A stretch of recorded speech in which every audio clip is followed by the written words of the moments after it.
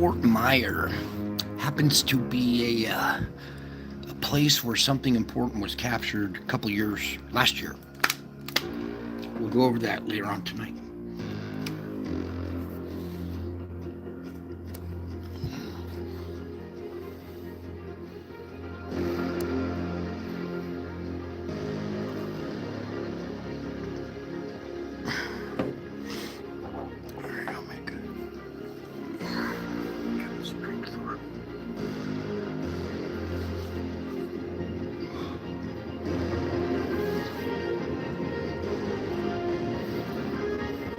I knew it was coming.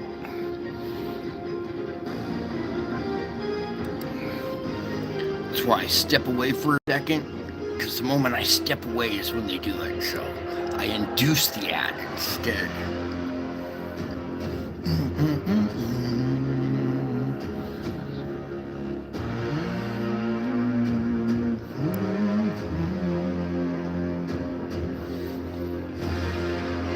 On Sunday, Fort Myers. There's significance to this.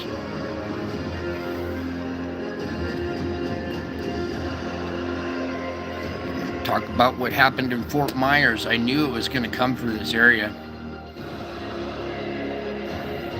Sorry, I'll the cursor.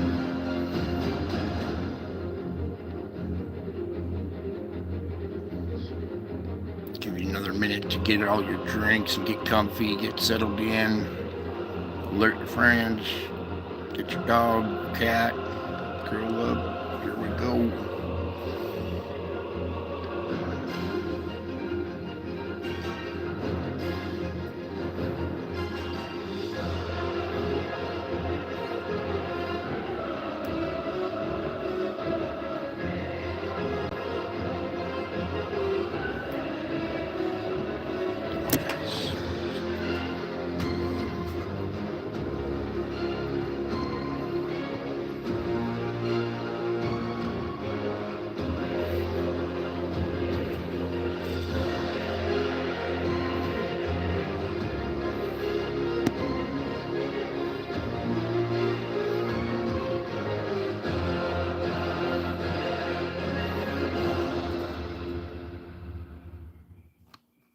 All right. Howdy, folks. Welcome back.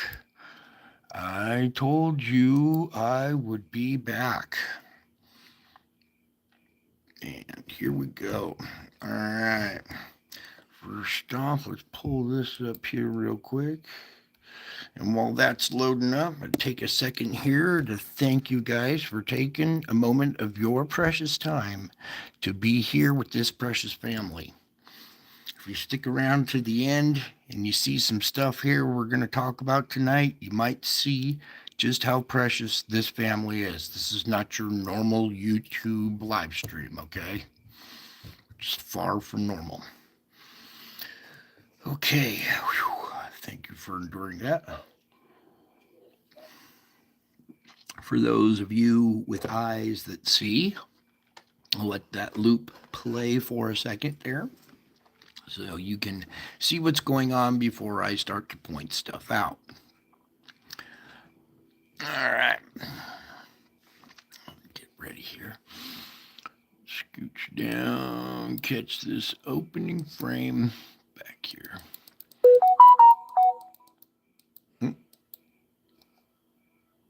Sorry about that.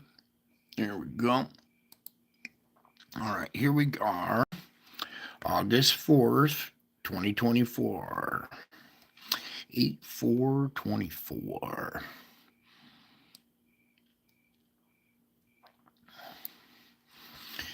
All right, opening frame, and here we go. Boom, boom, boom, boom. First off, before any activity, just this quick little thing to shoot out. Note the spire region. It's very intense right here. I always try to point out that these things have a tendency to point at inbound objects, and this is where our event is going to emerge from. You can already see it starting to kind of take place over here, but over on this side, it's captured a little bit better. So very carefully.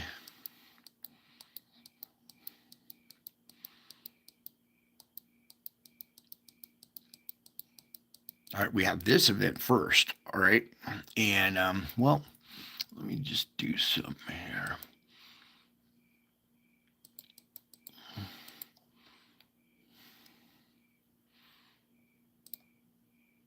There we go. And I think we got, you know what? We're going to talk about default setting tonight. It's kind of irritating.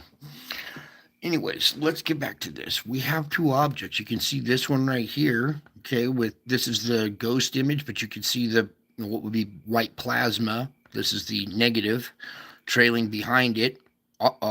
Black object surrounded by plasma here. So you got one here, one there, possibly one out front here. Okay. Now, what I want to do here, please, oh my God, brighter. There we go. Get it back up to our brightness there. All right. Sorry, sometimes we have to dim it to see it. The camera's too, well, it's too bright. It blinds the camera these days. All right, so there's a couple of objects in that event right there. Okay. There you are. Over here, you can see our little dark patch. You can also see a couple little shadow other ones down here, something out in front there. See that one out front is this one right here, right there. And then there seems to be a couple lower right there. I guess we could get a quick little bite on that one. You see these down here, dark center, plasma around them. Here's a dark center with plasma around it. They're dark. They don't reflect light. They're dark matter. Yes. For those people who don't know what dark matter is and think there's no such thing, there's a good shot of this one right here. Let me just kind of darken it like that. See it? Wavy lines, but there it is. Actually, that's one worthy of just kind of zooming in and darkening. Sorry, we're going to plug through this. Oh dear. Because it looks more than just. That looks like an eye.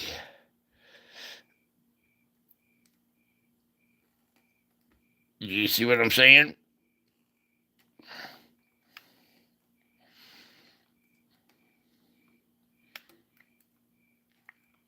Spiritual events, signs in the sun.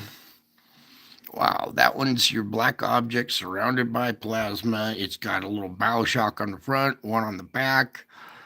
It's looking like an eye. Pretty spooky. I didn't see that until just now. One more time. I'll let you be the judge of this. Sorry about the wavy lines, but that's what we got to do to get this darker. Let's see here. Can we go like that, maybe? There we go.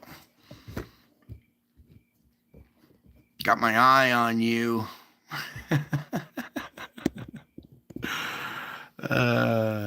Pretty crazy stuff, huh, you guys? Pretty crazy stuff. But you only see that here at this channel. All right, let's back on out. Is that a critter I just heard? All right. So there you go. You got the Eye of Ra, or well, that doesn't even look like the Eye of Ra. It looks like the Eye of God right there. Yeah, you're right. And then it moves on out of frame. And we still have this region right over there. Yeah, Bubba, hang on. Boom, it comes out. Wait, where's the one frame here? Right there. Nothing like that other frame, but we're going to slide over to the red side right here. You can see our dark object surrounded by plasma right there. Here, let me get the door for you. Talking cat, it's open. Good talk. Okay. All right. Back to this. Anyways, you can see we possibly have one down in here. Definitely one right there. You can see this bulge plasma coming out kind of right here also.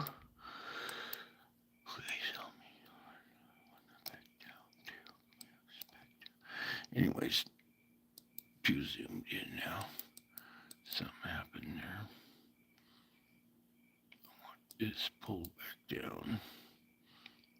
Okay. There we go. Thank you. All right. Kind of blinded over here on this side. Sorry about the technical things here. But as we march through this, here's some more.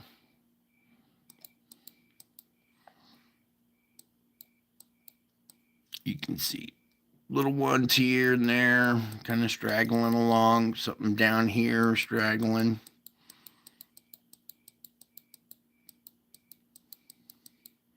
And then another eruption coming here towards the end. Well, you see that one up there. Okay, you can see the plasma wrapping around it.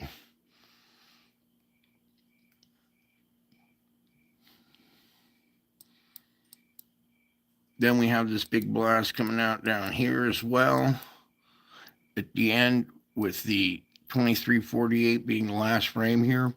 And when we went back here, let me just refresh. Ooh, there is stuff finally. Ooh, well, we'll come back to that in a minute. So there was your activity on the sun. Let me just go ahead and put this back one more time. Let that play. All right, we'll let that slow down a little bit too. Okay. So there was that one with the eye in it. This one with the eye in it.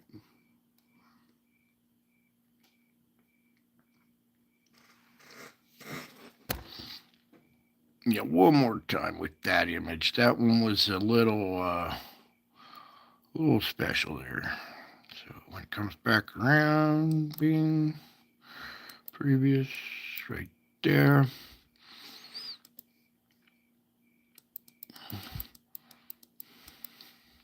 Max zoomage.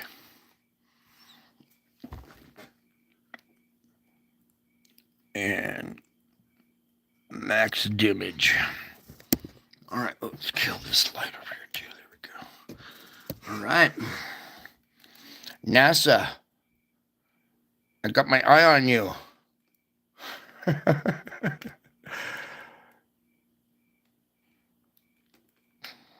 Kind of looks like that UFO that had the eye in it the other day, that there was kind of doing that thing. You know what I'm saying? Pretty impressive capture there. You see plasma around the outsides of it right here. Please explain that, you get NASA. Well, the thing has magnetic field. It grabs plasma when it comes off the sun, and they envelop in plasma. There's a perfect shot of it. They get these V-shaped bow shocks on the back when plasma goes past them faster than they're moving out. But then they also get V-shaped bow shocks on the front because they're coming out. Here we got a little bit of both.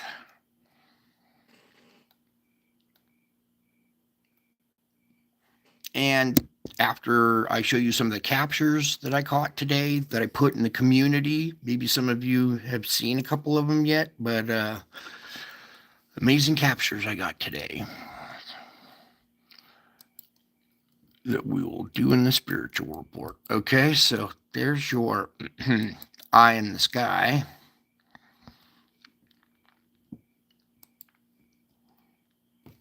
Interacting with the sun, drawing plasma off of it. So very, very, very interesting times.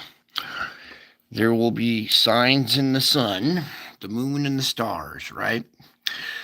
Would you say this is a sign in the sun?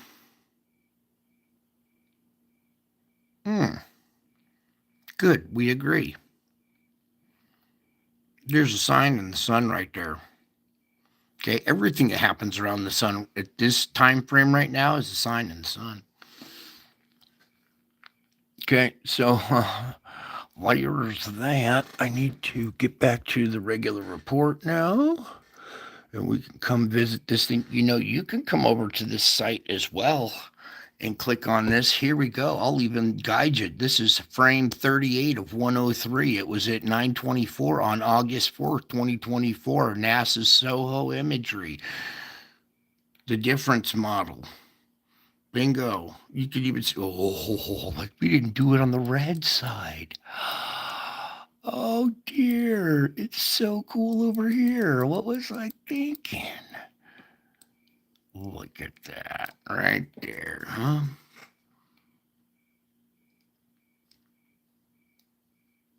The old red eye. Catching the red eye express there. Pretty impressive imagery. God does, you could tell God's handiwork, okay, because it deals with sun, moon, and stars, okay? No one else could do that.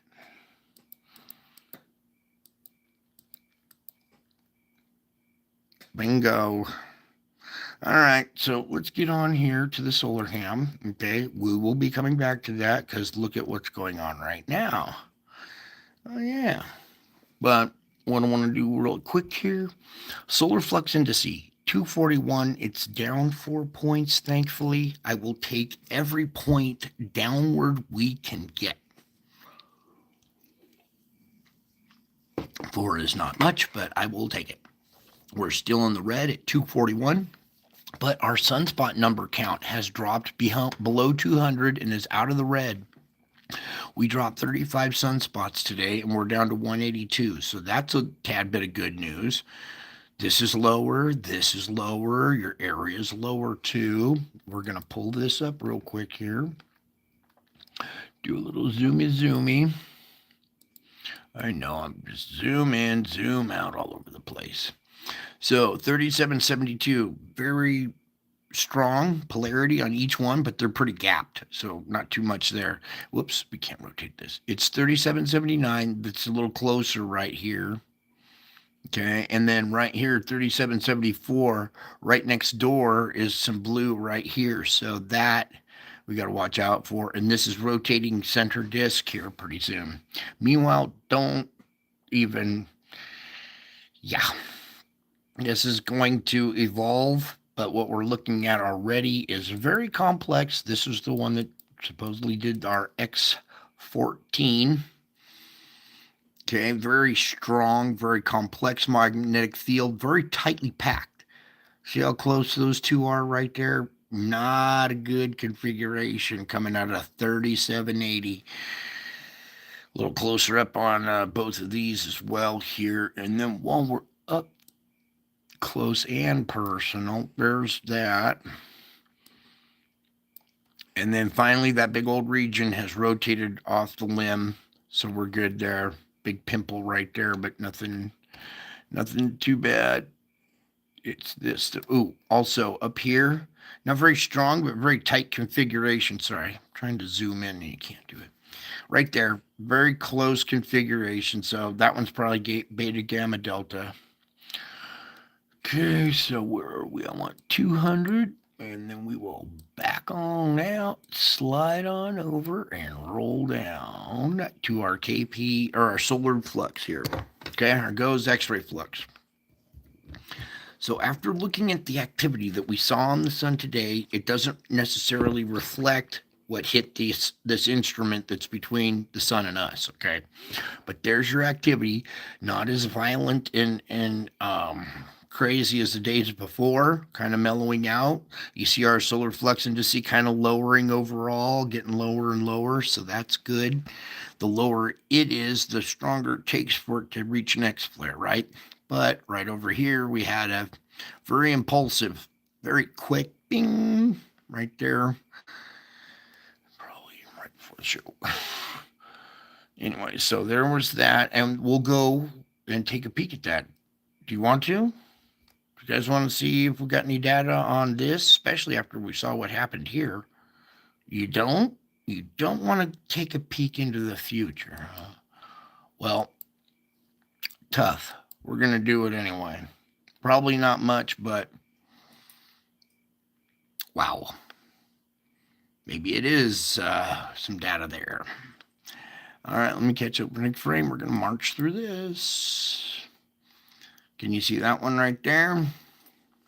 Already in progress. There we go. Make that a little better. Okay, so we got that one already in progress. The next wave that goes over it kind of splashes over it and blinds it, but points out this one. There's something out front there. Ooh, what a shot this is. Are you kidding me? Oh yeah. Okay, one right here. One with the bow shock going around it right here. Another faint one right there. Up here. Shall we?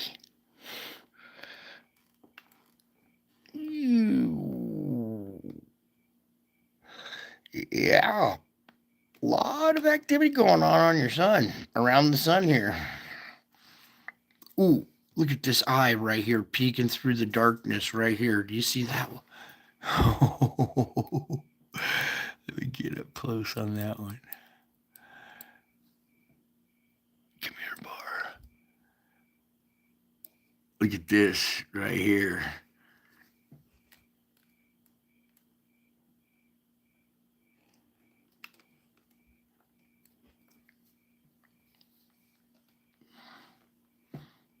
All right. So, crazy stuff on over here at this site. A little zoomer zooming through there while I unzoom. Okay. Coming back over. This is already going into tomorrow. Okay. Oh boy, we got so much to talk about. I gotta keep going. Boom. Boom. You see them expanding, spreading out like they were a cluster that hit and spread out like a rack of pool balls. It's probably word a cluster, but we've seen a lot of this stuff coming inward and then bouncing out and coming out at a different angle. You see this stretch right here, a streak and a streak. You could tell something else about to come out of that region.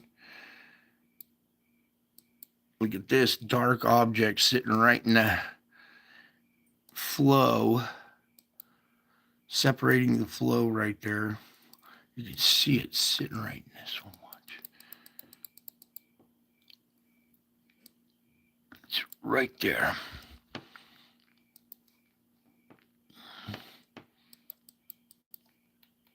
Okay, this one right there is just sitting there, and it's disrupting this flow. Okay, watch. Let's go back, right? That's good right there, I think. So we can see both. Whoops. Trying to get it as zoomed in as I can and still use the buttons.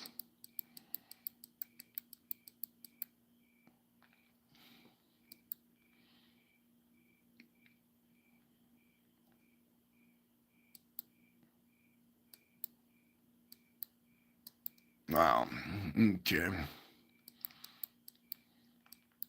Look at this big blast that's coming out. The very end right there was our almost X flare right there. Very strong M9 probably. So go forward.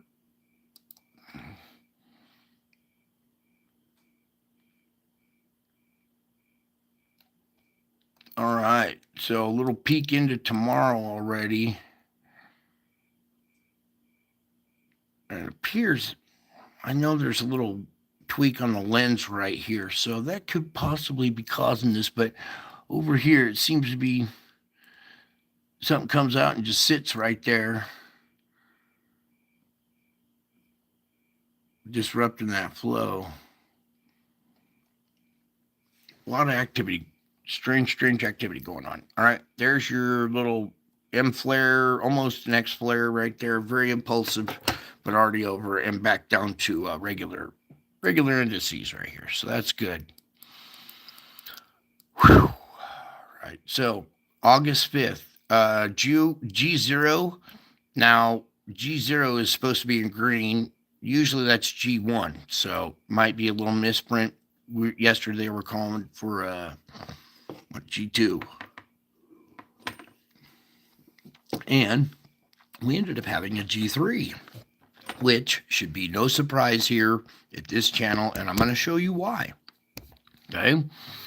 We'll get to that in just a second here. Let me finish this up, though.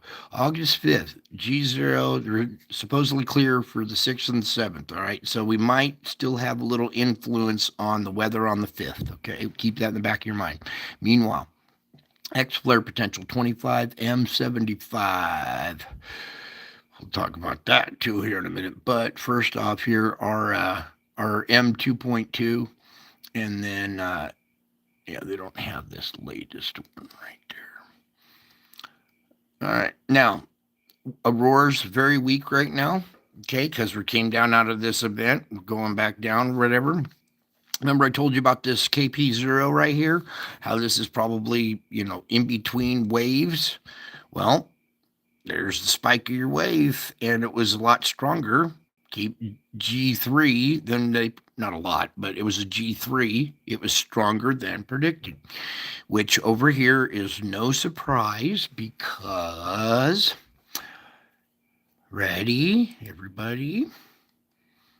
Because the CME that caused that is accompanied with an object. Let me go back here. Help me, Lord. We got back that way. Thank you. Now, that happened on the 4th, or KP happened on the 4th, right? So we go back 3 days. That would put it at the 1st. Now, watch what happens when I open up the 1st. We're on the tail end right here of an event. Okay, we don't have all the data either. It skips all over the place on that day, doesn't it? Wonder why. Okay, well, I'm going to show you why.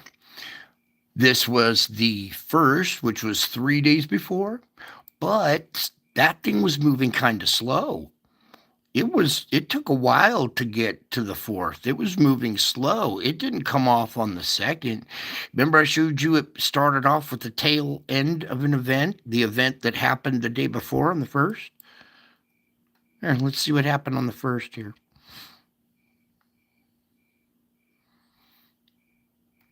Oh, look at that.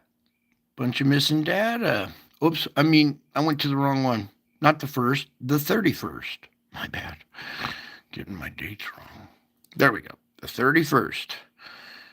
The tail end, we caught the tail end of whatever started there, so we'll go to what happened on the 31st. There we go. That's the one I wanted. My bad.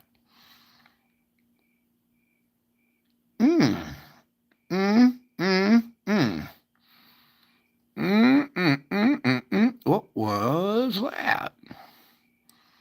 Oh, that big spread, this big object right here. Let me just kind of capture this one real quick for you. Big. Oh, it's back. Right. There's a good shot.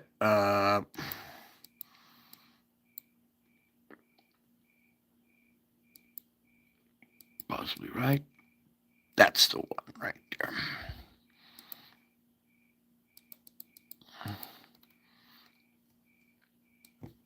Okay. You can see our spread. You can make out it's got some plasma in front of it, but here's the bottom side of the sphere. It goes off the page, comes back around and back down. This is your big fella with little satellites accompanying it. You remember this one that we did the other night, right? Well, this one passed by us out in front of us.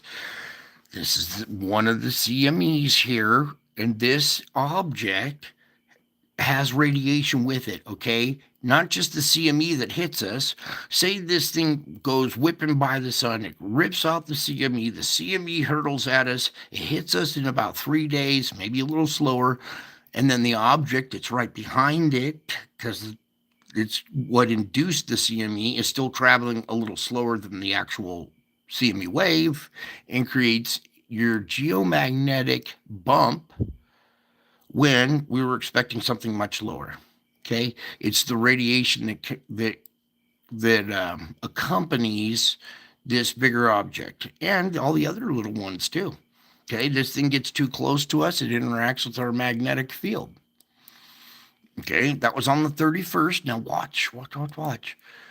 Let me take you back here. Pull back, sorry. All right, so we are looking at, please, Lord, let me scroll. Nice and easy thing. I want you to look at the time frame, 9:12. Okay, so almost midday on the 31st. See, it's kind of going by slow. And then that was all the data, okay? 51 right here. And then the other day picks up with the tail end of this. Oh, actually, there's an event between 11:24 and 1 o'clock when this picks up. When this picks up is the tail end of an event. So there could have been a second one. Whoops. There could have been a second object between the 11 o'clock time frame on the 31st and here where we pick up the tail end of an event. So the object that was in those missing frames, we have the one that was captured right here. So there's maybe a secondary one in the missing frames that would be in between right here. And then we pick up with the very opening frame. Oops.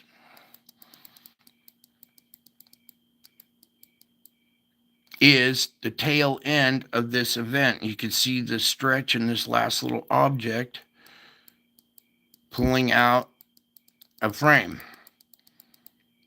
There's another little secondary object that orbits it a little further out. Other ones further here, over here and stuff, they get split up when they bounce off at different angles.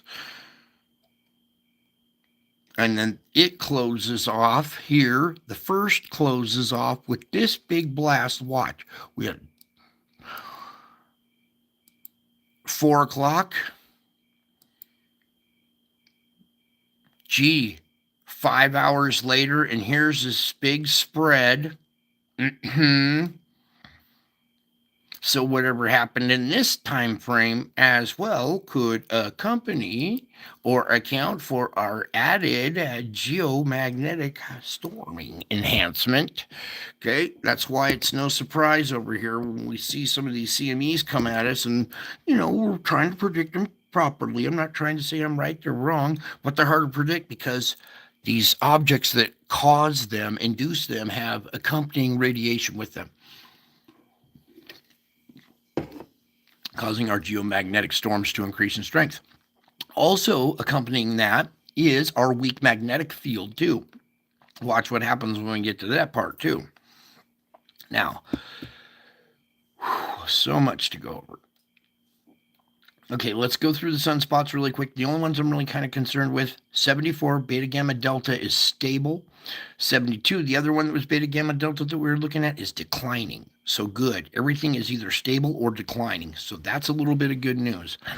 Now, the moderate G2 to strong G3 geomagnetic storm on Sunday, that was today, was brief, lasting about 3 hours. It's not brief.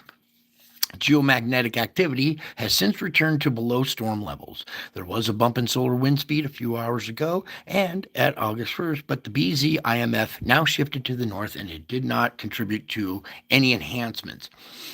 I was watching Wages World and there's some higher KP readings than the 7.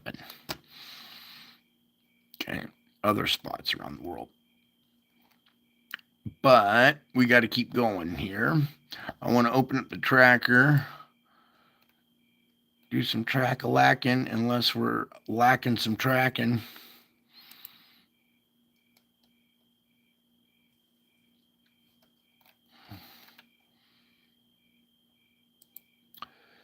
Grab a snack, Jack, and hope you come back some more.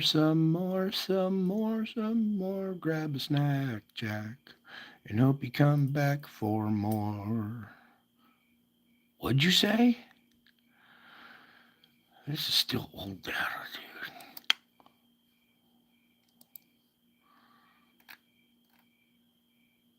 component August 4th. The BZ component of the interplanetary magnetic field, our IMF, has been pointing south for the past several hours. Not good. Strong G3 geomagnetic storming is being observed, and this is likely the result of an unexpected CME passing just upstream from Earth. Okay. Oh, wait. Not the best timing for aurora watchers in North America. KP index is 7. There were some other readings that were a little higher, but where is that? Pop that up, please. Where's Boulder? They had it lower. Here's KP7. Oh, not showing anything on that one, but that's okay. He's got a better tool. I know you guys watch him anyway, so it's good. What else do I want to show you? As of the update, that's the 3rd. We're out of here. All right, the big sunspot alert. A big new sunspot group is emerging over the sun's southeast limb, designated AR 3780. The active region appears to be growing. Based on its large size alone, the sunspot probably poses a threat for strong solar flares. An elevation of its magnetic stability, or lack thereof, will have to wait until 3780 is more fully visible from Earth. Stay tuned. Also, the California aurora is a close encounter with the CME during the early hours of this morning, August 4th, sparked a strong G3 geomagnetic storm. A beautiful aurora lit up the northern sky of the White Mountains of California near the town of Bishop. That's right next door to me. I missed the auroras, but that's okay. I don't need any more radiation. For my Bortle 2 camera. All right, now I wanted to is emerging. That's it they've rotated it 90 degrees, so it's on this side of the sun up here, so you can see it a little bit better. I showed you the beta gamma delta configuration of that one as well. But where was the other one? This one. Nope, that's not the one I wanted. All right, well, it's emerging. It's pretty big, but we'll watch it, monitor it. We all know that there are other factors in it. Coming on over to our Schumann. So you see what you endured today, and then this big drop right here, back to grinding, slow down, weak, back to grinding right now as we speak. Let me even update that. I think that's updated. Yeah. Okay. So very intense, very roller coaster day. A lot of pressure down below when the geomagnetic storm hits. Okay. Boom. It gets absorbed at the poles. Okay. You see these things flare up red. It gets absorbed at the poles. The poles directed to the core. The core is a metal core. When it heats, it swells and expands. Metal expands when heated. The core expands when it heats. The shell that goes around it, or outer core, heats up as well, and it wants to expand outward as well. But there's crust and magma and pressure pushing back down this way. Say this is the shell, and this would be the core in the middle or something right here. Pressure pushing back down on this makes the shell expand downward onto the core. Instead of expanding outward, it's got to expand, so it expands inward.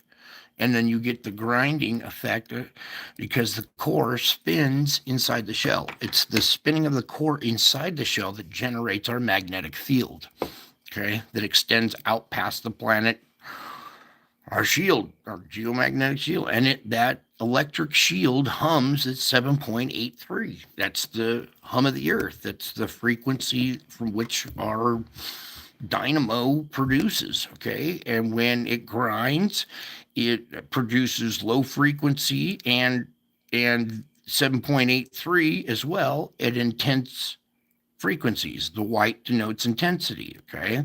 The pressure down below builds. We get hit with the KP7. It used to take, this was hard to do because it used to take about, well, sometimes 3 months until it would take effect. Then it would take 2 months until you would see the effect.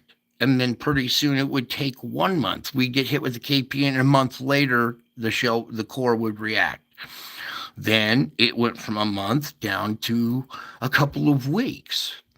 And then it went from a couple of weeks down to a week. A week after CME hit us, bam, we were getting grinding at the core. Now the boundary between the core and the shell is so tight that any hiccup out of the sun generates grinding right away, especially when we get hit with KP7. Okay, and there's your result right there, instant result. Now, I mean, we build pressure, we're right there, and then all the volcanoes have to go off, earthquakes have to go off. Did you guys see what happened at Etna today? The huge fountain that just shot out of that mountain for a long time. That was really huge, long-lasting, just hot lava squirting out of the ground.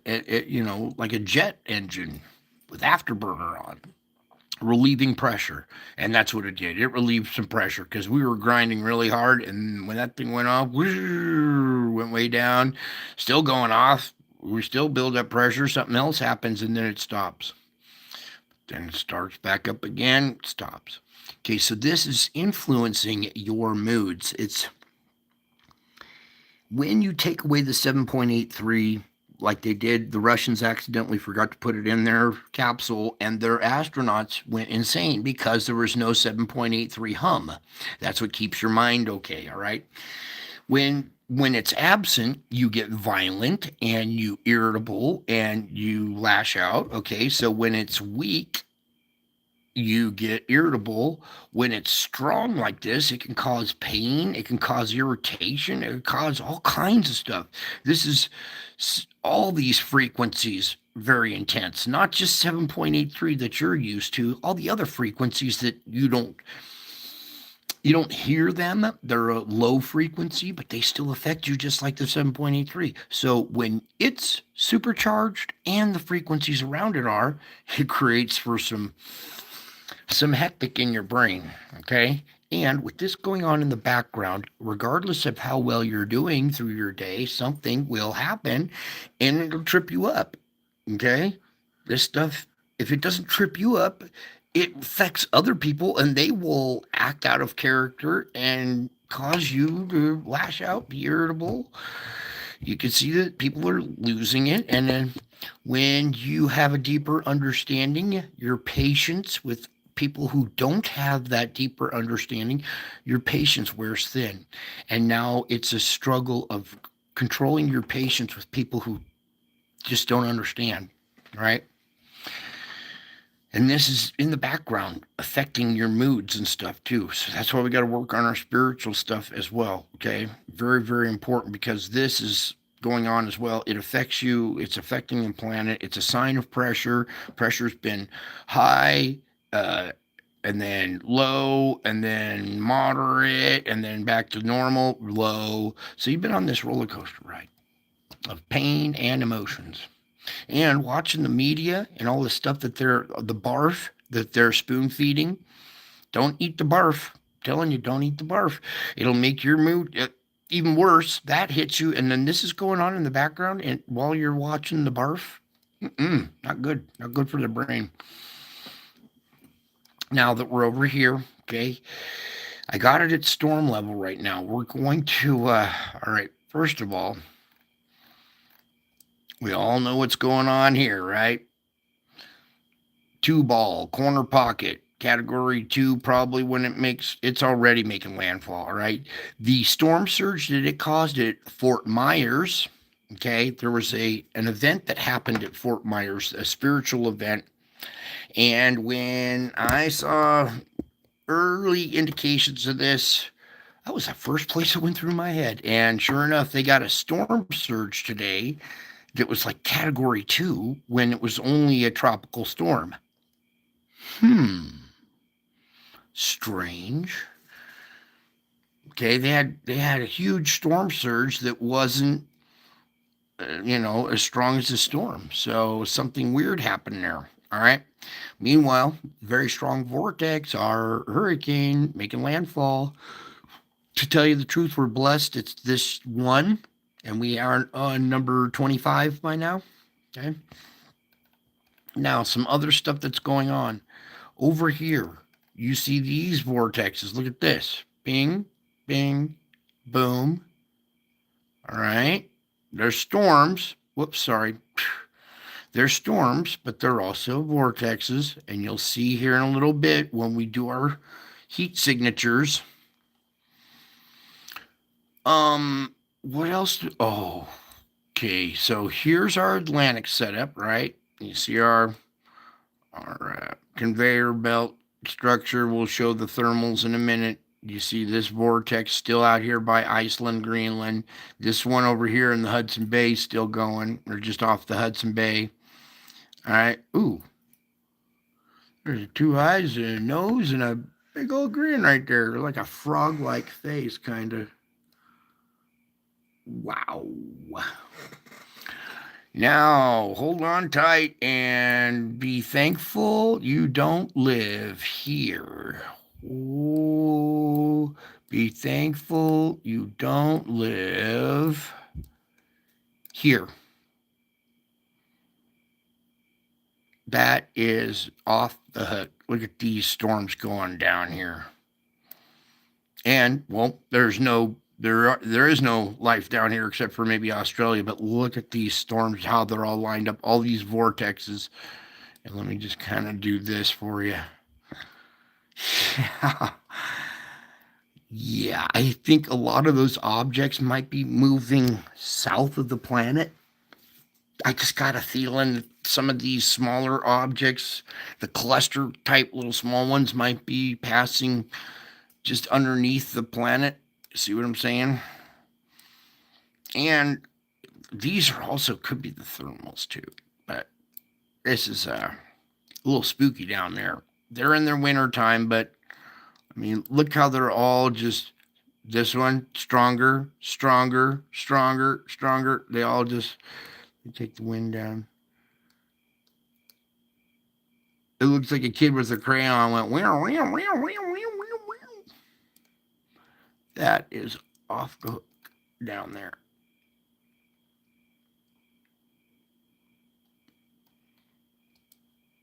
Is it a lion face or something? What the heck? Hey, stop it with that. Oh, we got to turn backwards. And up is down. Down is up.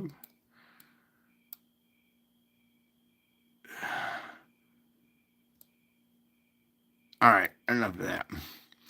So, very, very, very weird weather pattern, all induced because of our thermals down below. Okay. First, before we get to that, we need to check our sandstorm. Hopefully, it's going nice and strong now. Before we were like, we don't sandstorm. No, this is not good. No. Hopefully, this sandstorm's nice and strong. Okay, good. It's got a pretty good new plume right here. You see this little dip right in here? There's another opening for weakness. It's on that conveyor belt system. And if this gap remains and goes into the Gulf area, water's super hot here now. We don't need hurricane genesis out here necessarily. It can happen in this region pretty quickly now, too. Okay, so luckily we still have this going on right here, this sandstorm dumping lots of sand, hampering any kind of hurricane genesis out there in the Atlantic. Meanwhile, go back through here, take off the wind. You can see very strong plume in this area. The southern fetch coming up here is ripping sand out of here, causing a flow to come match it and ripping sand off the Saudi Arabia, throwing it at India and spreading it out up through there. We also have the Gobi Desert. Crazy, crazy times. That sandstorm been going since November of 23, all the way through winter, through spring, through summer. Still hasn't taken a break. Still going. That's a long sandstorm, wouldn't you say? Okay, let's get over to the SO2. If I told you that a couple years ago, oh, you have a sandstorm that starts in the winter and then goes all the way through the summer, or all the way, I don't believe it. Is that a cross right there on the country? From back here, it sure looks like it, doesn't it? Wow. All right, let's do our report. Here we are, the nation divided right down the middle of the cross, too. That's pretty interesting. Okay, so this side kind of bleeding out. You can see flash flooding in this region already has hampered some of the SO2 emissions. All right, so there's your flooding already taking place. Over on this side, it's all volcanic perforations in the crust. This is all perforations in the crust too, but there's your country divided. And now it's got a right across it. It almost looks like arms stretched out up here with the rib cage and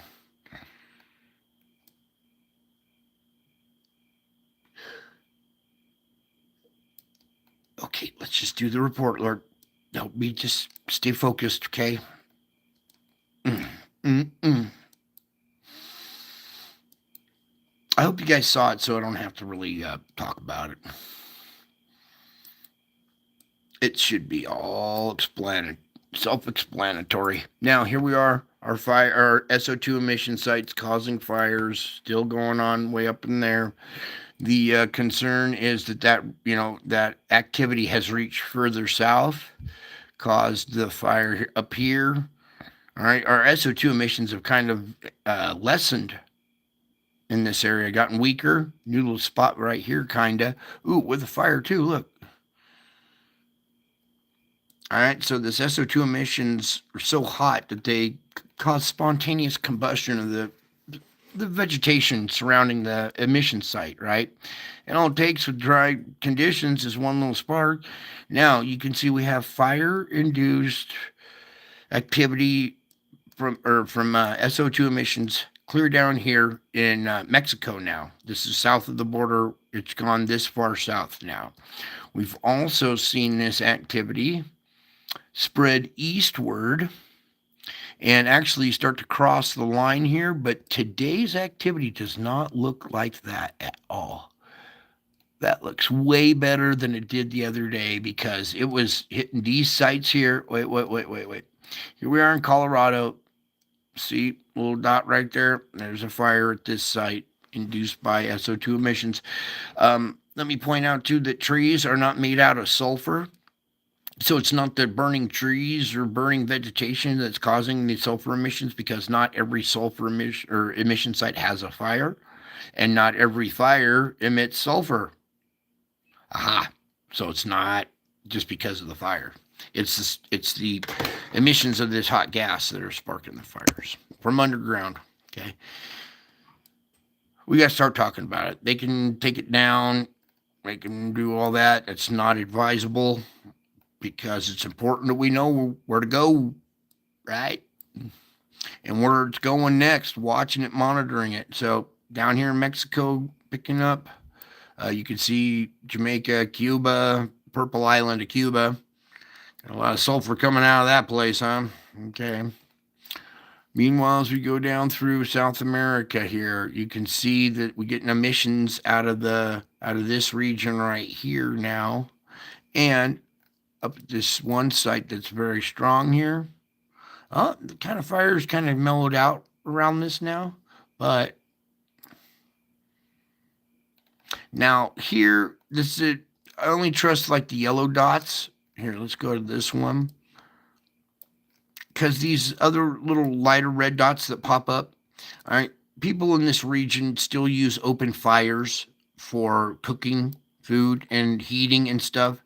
So it's basically these intense yellow ones that I'm looking at. But here's fires induced in the center of South America now. Okay, so it's not just North America having the issue. South America is having fires at SO2 emission sites as well. Capiche, comprende, catorce. Good. And catorce is just a number 14. It does not mean. It's just a saying. Now, back to our report. Fulcrum point, nice and strong, nice and dark. The other two, pretty dark right here. So, pretty healthy pressure still going on. Even though we have seen a release of it, still dark through that region. Releases a lot of pressure, keeping earthquake magnitudes down in that region. Whew. Thank you, Lord, for helping me. I don't rehearse this stuff. The Lord helps me. I don't know how to do this. It's all Him. Anyways, we're looking at SO2 emission sites ramping up here at Oahu. It's okay. It needs to relieve pressure. I'd rather see SO2 emission sites out of Oahu than volcanic activity. Meanwhile, over here at Hawaii, we've seen a lot of earthquake activity, and we're going to start to see volcanic activity there, probably. Okay, as we continue on over, now let's back up to their time zone. And you can see it makes a difference. There you go. There's all the pressure in China going up into this region, coming down into the Korean Peninsula. Japan has its issues. If we look up here at the Kamchatka, lots of volcanic activity, but only one site really emitting SO2. Okay, more actually going on outside the peninsula than in the peninsula itself. The change up there, that's different now. You can see India has its issues, Saudi Arabia, all up through Iran, Turkey, all darkening up. All this region, pockmarks all over the place. A few years back, there were 3-4 of these little dots along the Pacific coast, and the whole internet took notice. Oh my God, it's the big one. But now, oh shoot, we got millions of them. And everybody's paying attention to something else. Meanwhile, clear up here at the northern part, I showed you heat plumes coming out of this area. Well, of course, we're going to see SO2 emission sites very strong up here at this northern part of the world now. And here is why, because our ocean, SSTA temperature, everybody take a deep breath.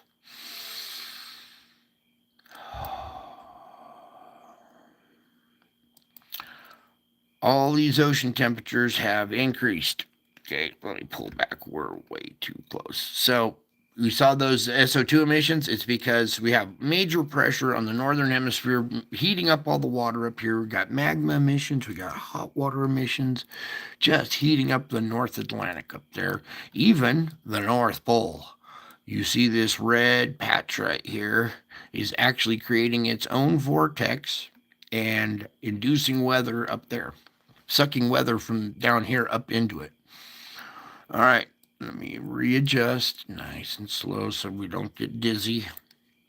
Now, this area much more compact, squared up kind of, and we have a big cold water emission plume coming into the area right there.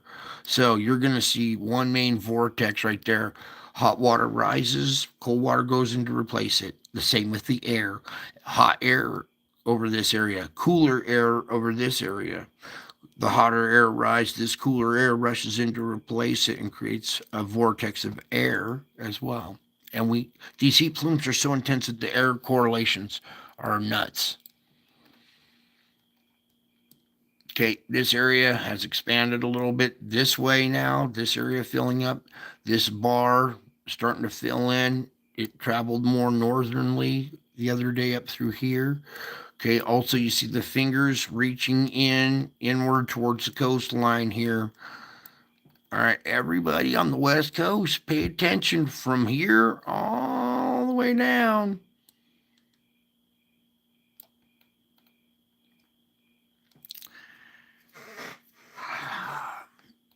The sense of urgency. I wish I could put the sense of urgency in there. But I'm trusting that you are mature adults that can make rational decisions on your own. I don't live by the coastline. I'll just say that much. And if I did and I saw this activity, I would surf out and have a nice hot tub and finish it off. No, I'm joking. But wait until I put the wind currents on. Here we go. Look at this whole thing is just increasing in size and temperature and intensity. We got this little lobe that's reaching kind of like a zigzag. We got this lobe that's reaching down here. It's kind of following the zipper down. And we're also seeing emissions here, way down there. A lot of our vortex action from this probably down here, which is causing some gnarly weather for them. And every once in a while, we get an object passes by and its magnetic field interacts with ours and does some damage too. So many factors. It's just off the hook now. And it's really spiritual realm that's doing this all, okay? It's outside your control. But there is your funky wind pattern setup. Okay, now our vortex here has tightened up, right? It's really organized. It peels off. This vortex here peels it off.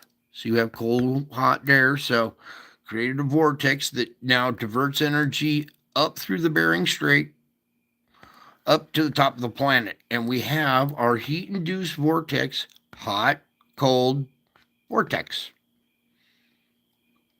The other day, it was matching the shape perfectly.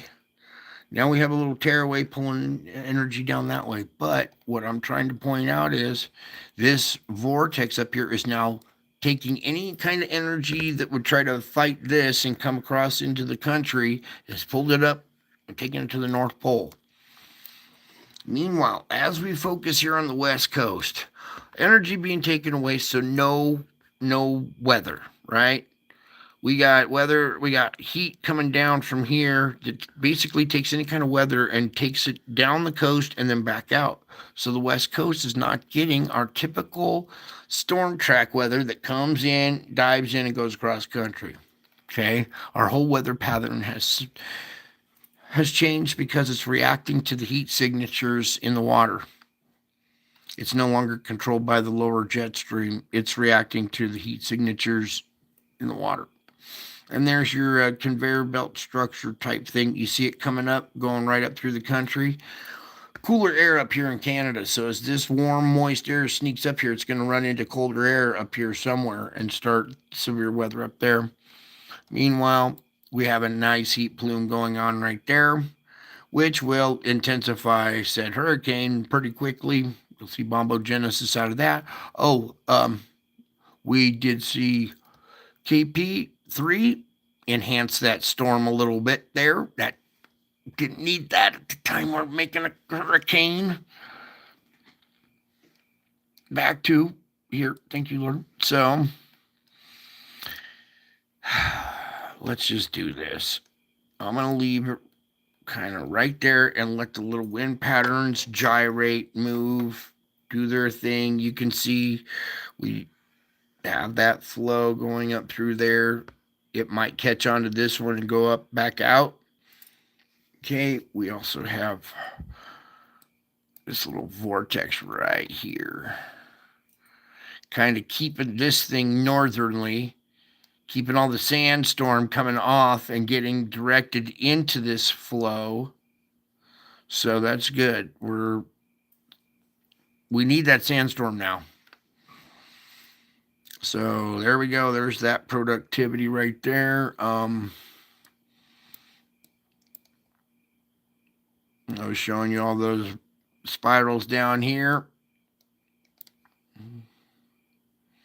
Well, that's why.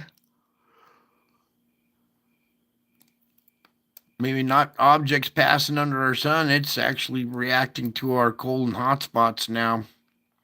It used to, every once in a while, we'd see something pass underneath here and would cause vortexes. But I think this is more of our heat-induced cold pattern. I mean, it's matching it pretty close. Let me pull back like that, and I'll let you be the judge.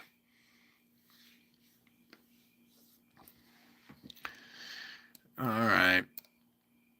So now we know what's going on down there. Wow. Okay, so where do you want to see here? Let's leave it. Oh wait, we need to look over here really quick.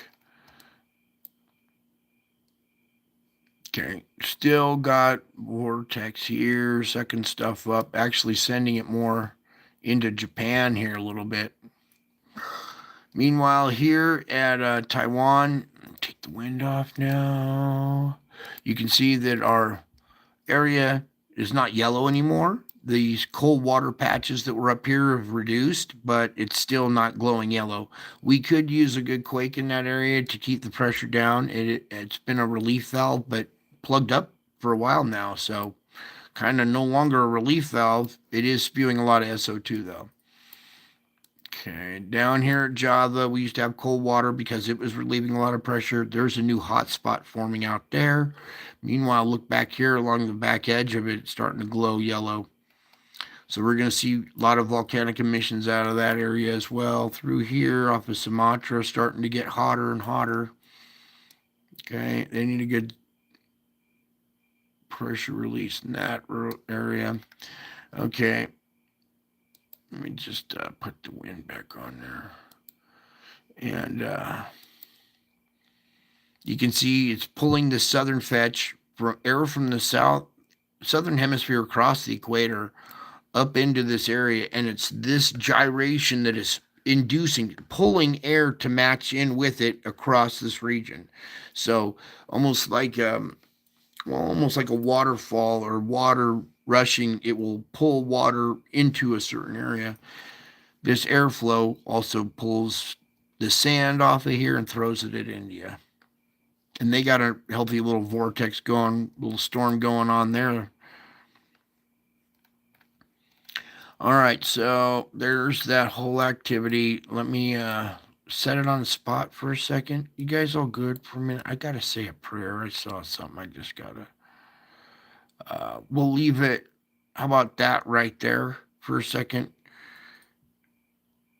Yeah, I gotta say a prayer real quick. I'll be right back. Give me 1 minute.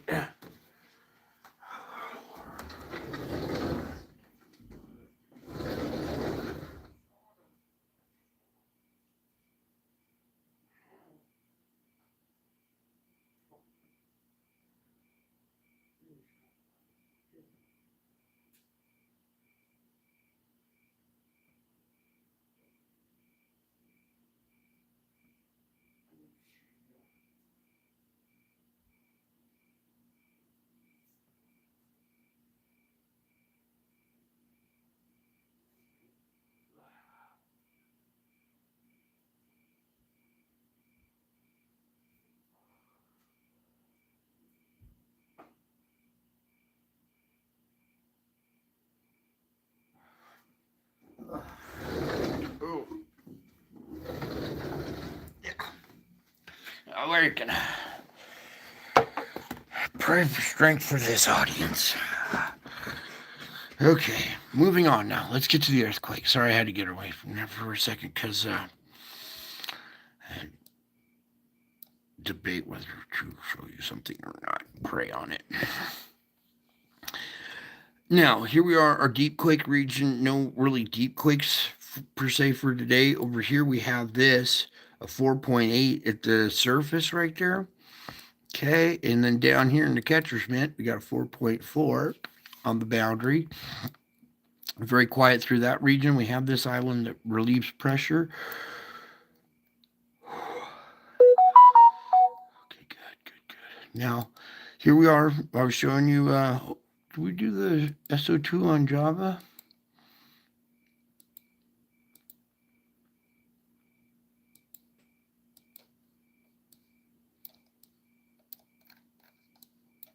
Yeah, it's pretty dark right now. And right in that region, too, there's a lot of pressure. And you can see just off of Krakatoa here, we've had this 4.7. This is not on the plate boundary, okay? This is up on the shelf up here, just outside the mouth. Here's Krakatoa right here. So underneath there is a quake down there, 4.7 down at 49. That indicates there's pressure down below there. We're going to see that volcano probably going off here soon, too. Or not. This may have relieved some of the pressure in their area, too. So it can work both ways. It could be an indicator where you see something because pressure's built up, but was that enough? 4.7 to relieve that pressure in the area or not? I don't think it is. We'll probably see more activity out of there. Meanwhile, our weak spot, we're still seeing magnitude 4 out of there. And then just a little south of it here, of our weak spot right here, is more activity. So a 4.4 that's down at 173.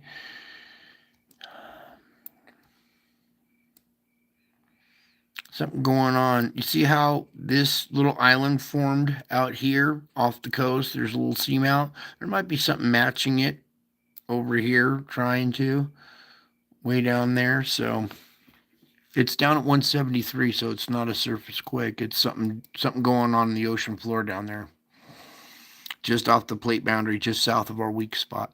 Meanwhile, over here we have this 4.7. It's down at 236. You see the underwater, this mountain ridge. It goes down foothills. This is a trench down in here. These are more little islands that seamounts that poke up through the surface. See this one right here? That's a pretty healthy one. Oh, look, it's a volcano. Well, what do we have here? Earthquake on the very rim of the volcano right there. So activity going on down below there. Can't punch through, so we're seeing quakes down below there.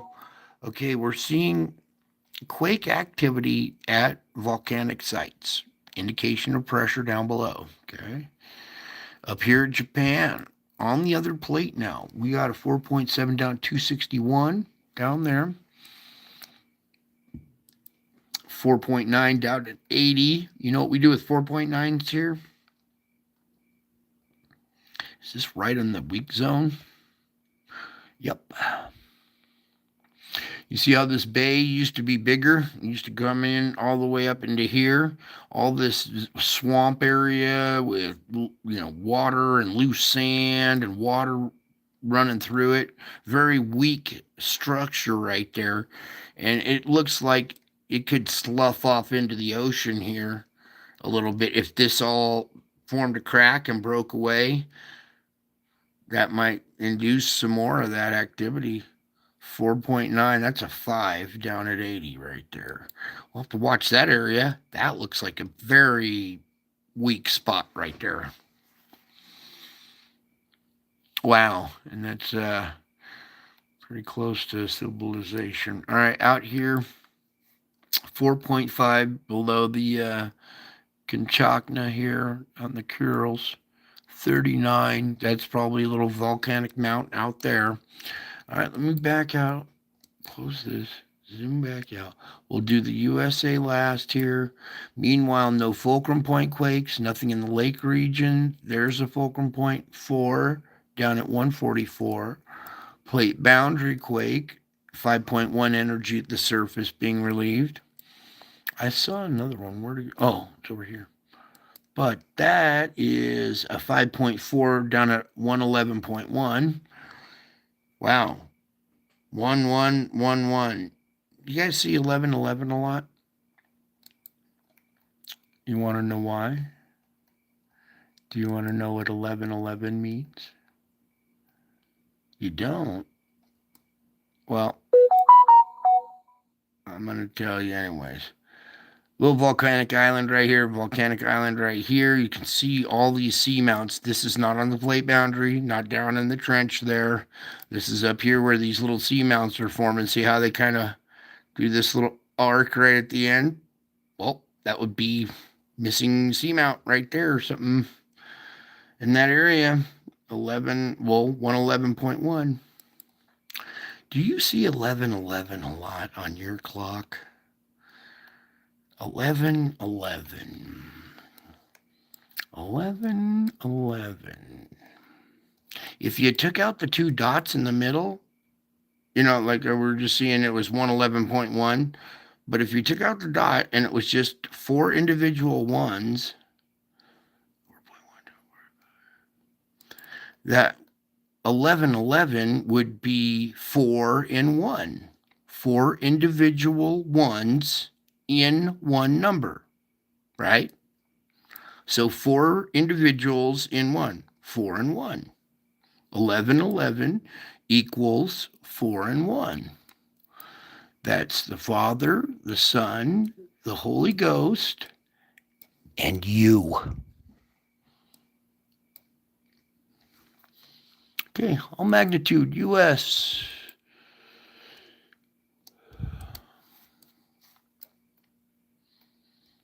As we go in, no microquaking at the volcanic islands through here. Look at that. Very quiet through there. Interesting. Kind of too quiet. No quake out in here to check either. There is this, but that is 2.2. I want fulcrum point. Well, that'll have to do 3.1 at 18. It's in the bay. I want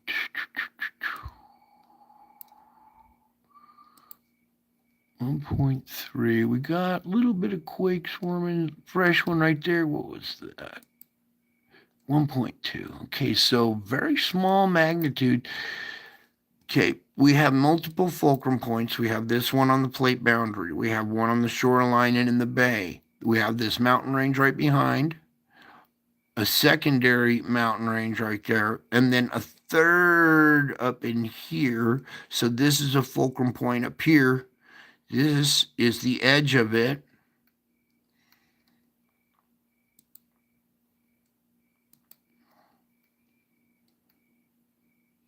And if you look, they're little mountainous, tough terrain out there. Looks almost kind of volcanic a little bit. No. But, is that a neighbor? Oh, it's snow. Okay.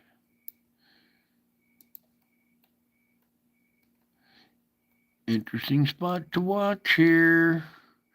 Because it's right on this fulcrum going right through there. So I would almost label that a diverse quake, but it's not. It's still on that fulcrum right there, the edge of it at least. Even though it's not a plate boundary, it still has an edge. It still has where energy runs along those lines. 1.3 up here, up in the Puget Sound. What do we got here? Nothing at the volcanoes here today. That's good. That's a sign of pressure being relieved right there through that area. So that's good. We need more activity out here by the Juan de Fuca. Okay, you saw that big old area of pressure pushing inward right there. So pretty soon, if we don't see pressure starting to relieve in that area, we could see a larger magnitude quake come in. And it'd be like on the plate boundary or at the fulcrum here.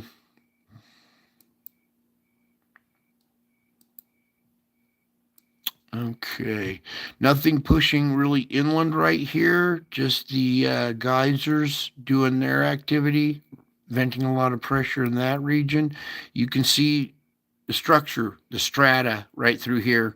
You can see fault lines running through that zone.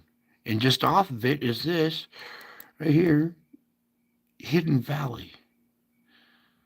Yeah, watch out in that area. That could possibly be a weak zone too. Activity in Tahoe. What's this? North Bay. Small. Nothing along the San Andreas. Just this one. We need more activity along that too as well, relieving pressure. A lot of little quaking going on here. Here's one offshore. This is a diverse quake right here. A 3.1 at 0.8, yeah, we got a diverse quake right here. I'd watch this area right here. There's pressure building up. They're seeing 3.1 offshore, not even close to the fault line. That's not even a slough area. It's not even a weak zone. There's another one, 1.9 off Newport Beach. These ones out in the water are on this plate. Okay, so you're seeing it backing up this way. All right, what do we got here? I need to look at this area really quick. We got a 3.3 is our largest, and some other smaller quakes relieving energy in that area. All of these have like 1.7, 1.0, 1.5. Okay, I guess because I'm so zoomed in, they look a little bigger than normal, but slight little uptick, nothing too bad. Still this little event going on out here, largest of them being a 2. That's good. Still weak spot, man-made perforation in the crust, relieving energy. There was, hey, where did that go? There was one right here. We'll come back to that later. Look at this. Up here in Stanley, Idaho, we got 3.2 and another 3. It's Smith's Ferry. Energy being relieved in this area. Over here, too. And then, oh, we did that one. Okay. Now, there was a little quake right there. Where'd it go? I really don't have time to search the, it wasn't big, but there was a little quake there. Magnitude check here real quick, and we're done. 2. Good. Pressure's relieved in that area. All right, good. We have all kinds of activity going along the zipper. Okay. And I even showed you the heat plumes are starting to match this zigzag line. So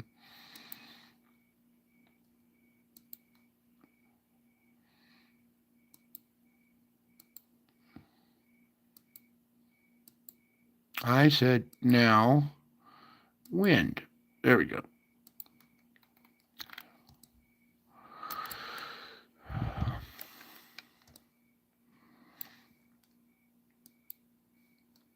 See the zigzag going on down there? Our 3-way plate boundary intersection right here, right off this point of Spain. Okay, you see this little point right here? Not this one. This one up above here kind of points straight out to our 3-way. There's a weak spot right there. Three-way intersection of plate boundaries. Here's that little nub on Spain. You go out here. Oh. Then it cuts, goes down, zigs, zags.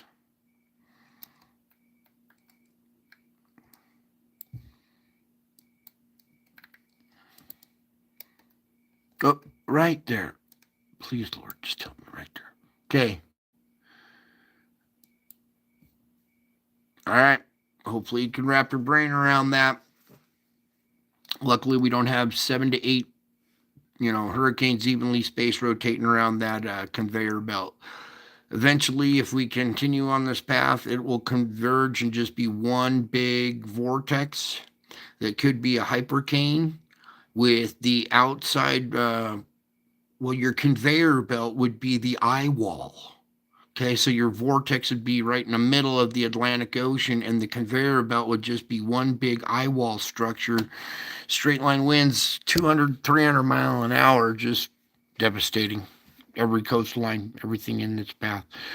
Let's pray that doesn't happen. We need that sandstorm activity to continue. If anything, everybody get over to Africa and start throwing shovels worth of dirt in the air and let the wind pick it up and take it over here. No, I'm joking. But you can see zigzag, and it's following that pattern. Okay, so there's your all that. We got to do a volcano report, so bear with me here. That, take out that. We need that one. We don't need this anymore. We can get rid. No. We come over to this one. Just stay right there while I get rid of that. All right. Let me open up a volcano page. We'll get through this here. Thank you for your patience, you guys.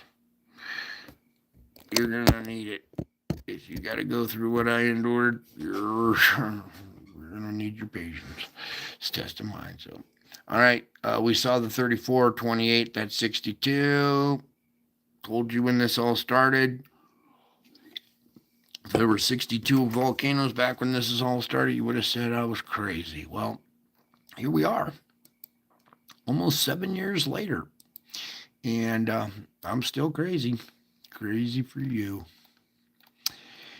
Yeah. Luatobi.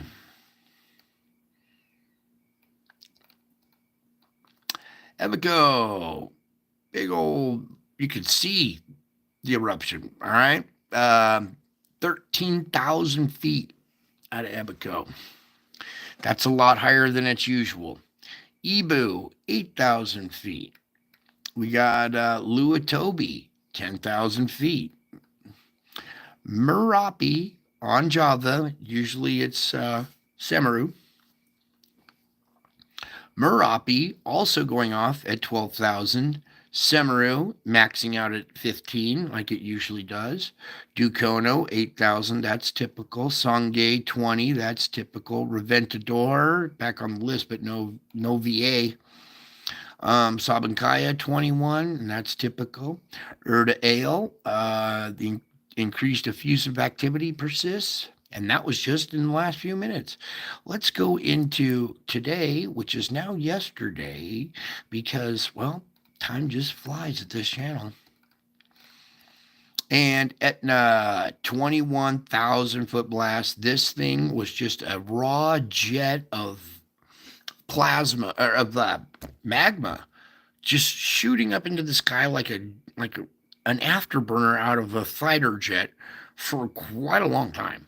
Okay, that was a lot of pressure that came out of this. I'm going to try to get you the video. There's plenty of it out there. Let's just say, go look at some of the video of Etna going off 21,000 feet.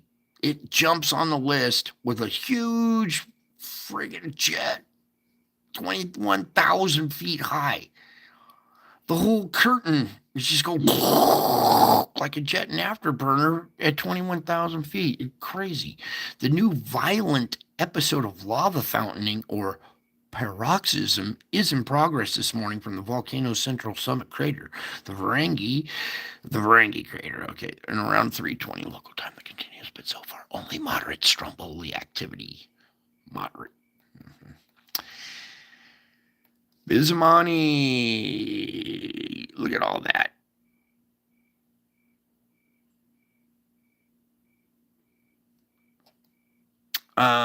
Here, Ibu, 10,000 feet. Semeru, same one, 15,000. It's always going. Dukono, 8,000. Popocatépetl here, outside Mexico City, 21,000. Jumps on there with same altitude as Etna. Fuego, 15,000, Songay, 20, and Reventador, 14, Sabancaya, 20, Namiragira, it's going as well, and then these insane lists. Minor activity means it's still active, okay? That means it has a vent, and it's still either steam, ash, whatever, heat, it's still doing something. It's minor activity, it's still active. Over here, just full-blown eruptions, okay? And these lists are crazy. I shouldn't even show you this list because you get too desensitized to it. And you think this is normal activity. This is your name on the list at the insane asylum. Yeah, Karaminski, Karangatang, and you're like, huh? What? My name's Krakatoa. Uh-oh, I'm in there too? Yeah, because this is insane. This is crazy. And this is just on land. All right? 2/3 of the world is underwater. So we're having this kind of activity on the ocean floor. So you take, 62 active volcanoes, you double that, that's 124. And then you add 62 to it, you're like 186 volcanoes that are active or erupting on the face of the planet, underwater and above ground. All the ash that's going up in the sky, that's particulates as well. As if we don't have sand particulates, uh, SO2, SO4 particulates. We have all these ash particulates all adding to the weather. Okay, that's just fuel for the weather, making raindrops. Raindrops need a particulate to adhere to, and our oceans heating up are actually vaporizing into the atmosphere, putting a higher water content percentage in the air. Higher water content, more particulates, deadly mixture producing much heavier rainfall totals. Higher wind, larger storms, more violent tornadoes, hurricanes, the whole bit. Okay, I gotta let that thing load up. And here's your best guesstimate as to what it's gonna do here. Many people talk about it's just gonna linger there and then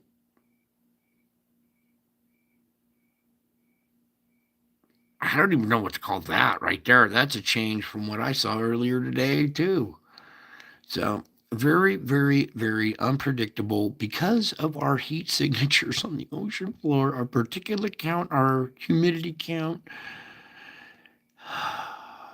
Boy. G2, G3, geomagnetic storming, enhancing this stuff. Just spiritual realm playing. It's just off the hook. Your weather is your weather now. I never thought I would be a weatherman, but I report on the weather too. Because here we are, the nighttime of August 4th. And I want you to, August 4th still G2, wherever we came out of the G1. Actually, it's tapered way down. So,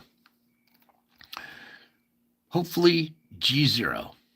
Okay, so no enhancement for the next 3 days, according to that, which is good. I will take that. I don't want enhancement, especially when we got a hurricane bearing down on the morning of the 5th. Noon, convection, nighttime. Morning of the 6th. Noon, convection, nighttime. Morning of the 7th. Noon, convection, nighttime. Morning of the 8th. Noon, convection, nighttime. Morning of the 9th. Noon, convection, nighttime. Morning of the 10th. Look at this. Look at that. That is not good. I hope that's wrong. Oh boy, all kinds of weather alerts popping up now. Meanwhile, this thing's still churning away down there, okay? That's the morning of the 10th, noon, convection, nighttime. Look how much moisture is in the air there. Morning of the 11th, noon, convection, nighttime. What? Morning of the 12th, noon, convection, nighttime. The rest of this is very far into the future. And most of it is just kind of clearing out. You can see we're up to the 17th, morning of the 17th, but this is too far out into the future. And here's some of the activity that I'm talking about. Cold air dives down, moist air comes up. It forms storm fronts similar to this. See that right there? And that's what I'm fear for Canada. All right, so you people in Canada, pay attention. Or even Northern America up there, because the tornado alley has shifted a little bit.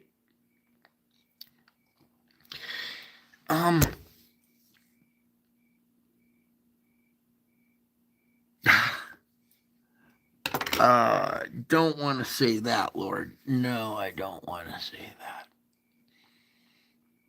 Say it anyway. No, I'm not gonna say that. When we come back around to this loop.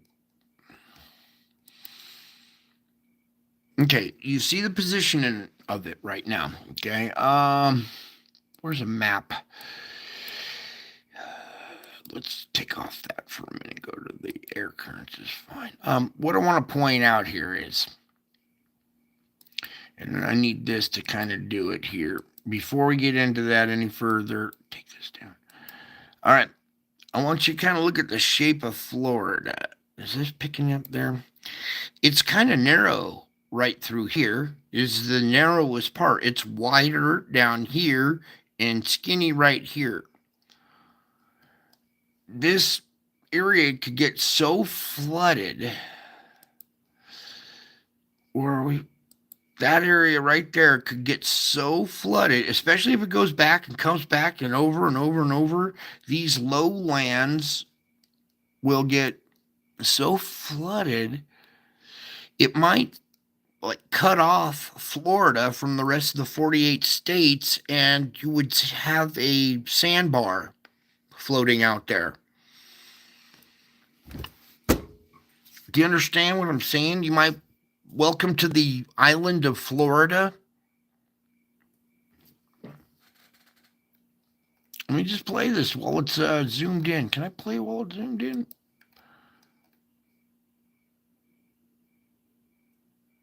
How much water is going to go there? How low is that land? How much water is just going to keep going and going and going and going? They're expecting, 30 inches on the first pass, right? So you might want to consider getting out of Florida, and before that gets severed, that area could get flooded out and almost like sever off the panhandle or this bottom part of Florida from the rest of the country.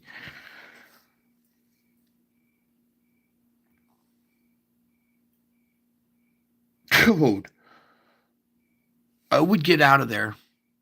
Don't try to ride that through. I would get out of there. People in that area expect to lose power for quite a while. There will be flooding on a level that we'll probably never seen or expected before, because the amount of moisture that's just going to be going over and over that area and over that area like a buzzsaw. It looks like it's just trying to cut it off. It's going to like a garden hose, almost carve a valley out of that. I pray I'm wrong. I know it takes a lot of water to do that. But do you see this narrow band right there? All it has to do is flood that area right there, and it'll cut off the southern part of Florida from the upper 48.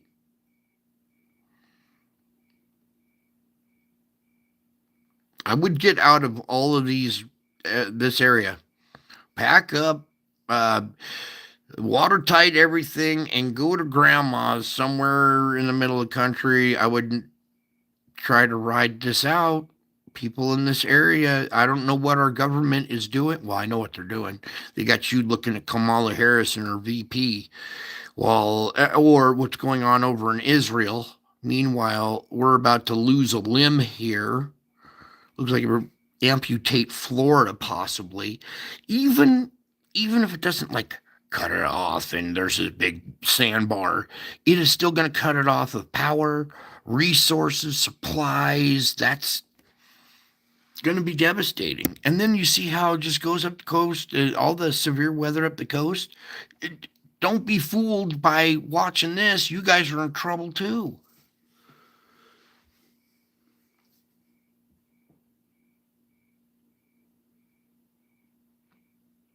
That is okay.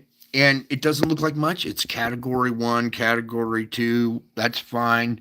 The moisture, the percentage of water that's going to go down now is just going to rock everybody. They're going to be caught off guard. It's going to be way more than you're thinking. Because look at the duration. And I'm telling you, more particulates, more humidity equals larger tornadoes, large hail.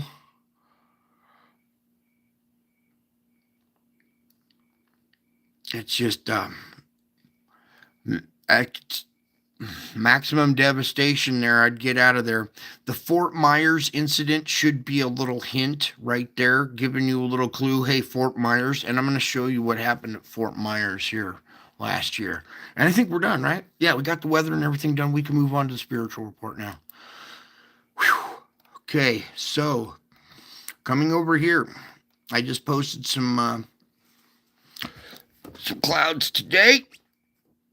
Some of you have seen this face before in the etherical images I showed you, captured on my security cameras. Grumpy little demon face. And I'll show you the corresponding face that matches that one in just a second. First, let's go through some of these that I captured today. This bisected face.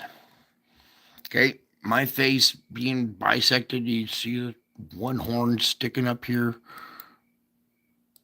I got it zoomed in a little bit better on another image.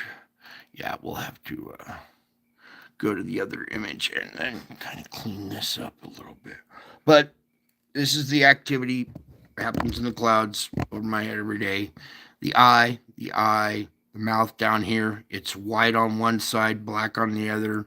You can see the one horn sticking up right there. A little goatee down here. This face right here.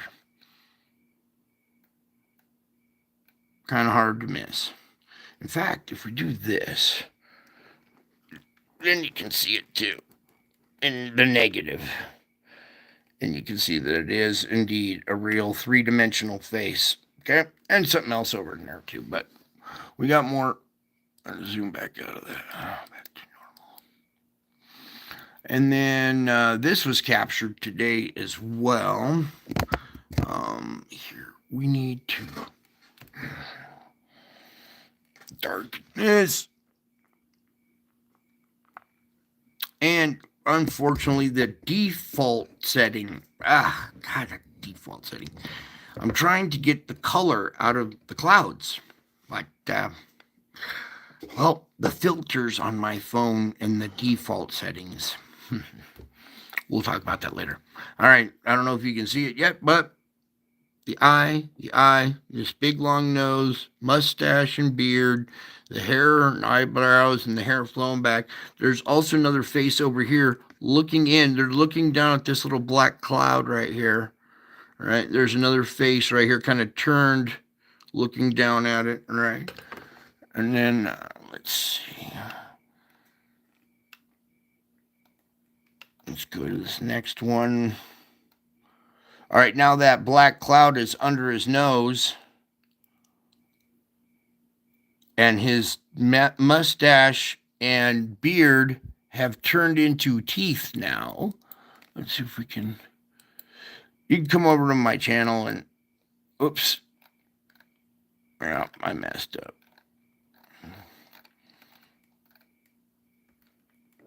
But anyhow, that face changed from a mustache and beard to teeth. And then this one changed over here as well, grew some horns. All right, and this activity happened today.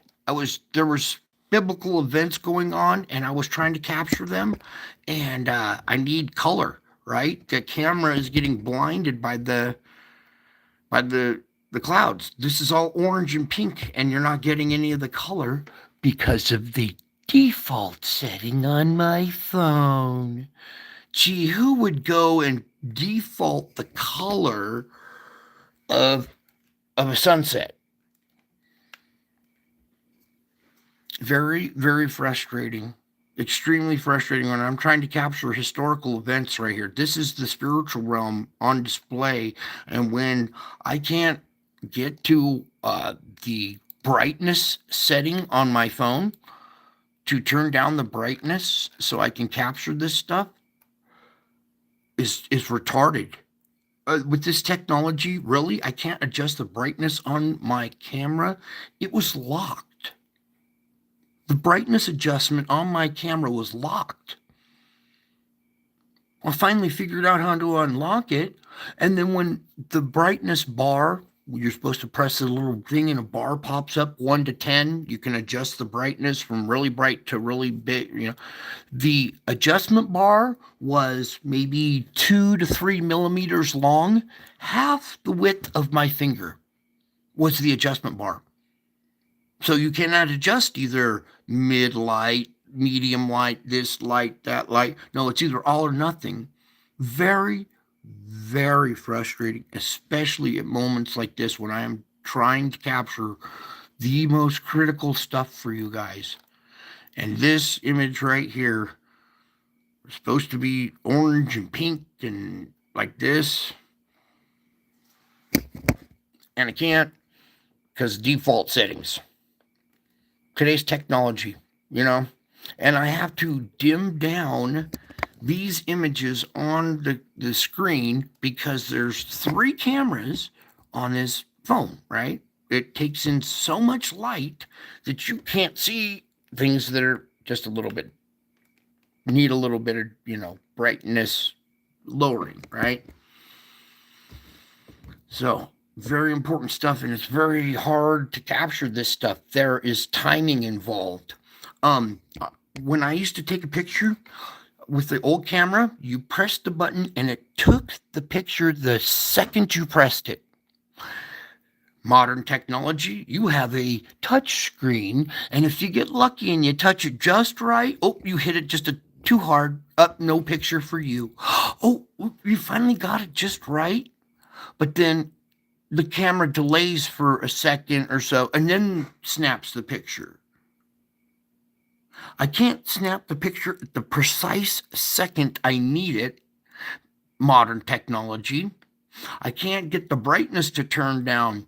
Modern technology. I was getting better quality pictures with my old phone. And then I go to adjust the brightness, and the adjustment bar is smaller than a text button on your text. How do you adjust that? I mean, are they purposely this dumb? Or are they really kind of doing this stuff on purpose? Because this is vital information, and so much got missed today. Vital biblical scenes of the future, what's about to happen, got missed. Got totally missed because of a default setting.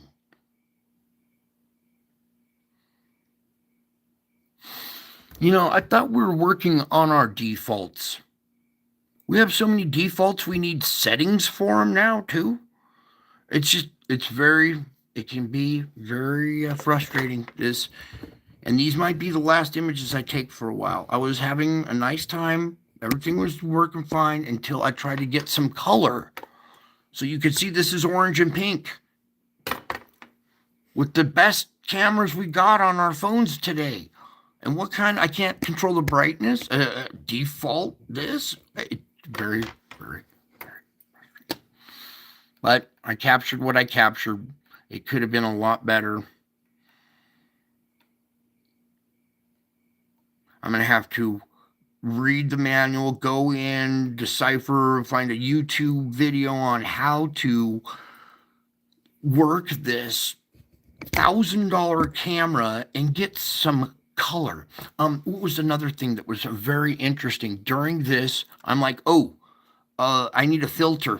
There used to be a thing where it was mountain, cloud, sun, portrait, and you could hit cloudy day and it would tone down the brightness so you could take pictures of the clouds, right? I go to hit filters. What do you want, bunny ears and a little bunny nose? Or do you want to be a pig? Or you want little bat wings? They're all emojis because everybody's so into themselves, taking pictures of themselves. Their emojis, their filters weren't filters. Do you want to be a unicorn? Do you want to be this? No, I want to get some color out of a sunset. For a reason, because it's the color that gives it the definition. So, forgive my frustrations. I want nothing but the best for my audience so they can see. And that's why I got this. And then we're going to talk about default settings too, because I got to reset mine. I got angry, and I should have just laughed and had a good old time. And said, never mind these faces. They're not that important. never mind. Just laugh it off. But unfortunately, I still get frustrated. So I gotta go back to my default settings here, because instead of getting angry right away, gotta pray, find patience, persistence, capture the ones that you can, and then, well, your vital props you got missed today thanks to the default settings. Your brightness button, it's less than a width of your finger. A lot of adjustment I got out of it. But regardless, there's a couple of faces that we captured, and there was more. I'll go through them and pick some more out, but there's a couple that I posted here in the community. Just frustrating when this is so important that we capture this stuff, and the color is what's gives the three-dimensional effect. You can see the teeth here when you get color.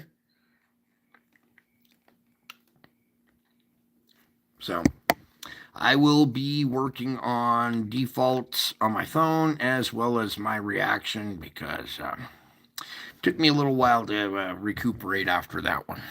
So interesting. This was captured today. I would say, well, about 5-6 hours ago, 4, 5, 6 hours ago.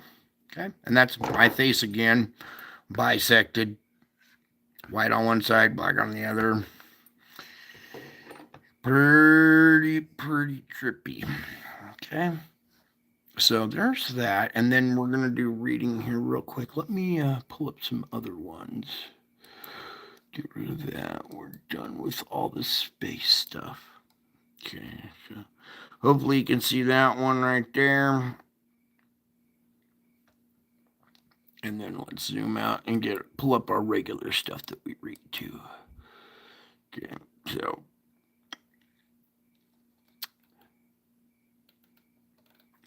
the grumpy one. This guy right here. And let's go ahead and open up my channel here. Get some brightness going back up here again. I know everybody's worried about the hurricane, watching that, all kinds of live stuff on that. So if you're over there, it's fine too. I wanted to see this.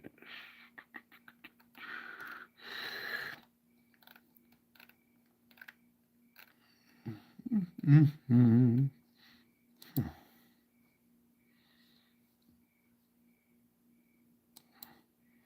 Okay, you guys remember this one?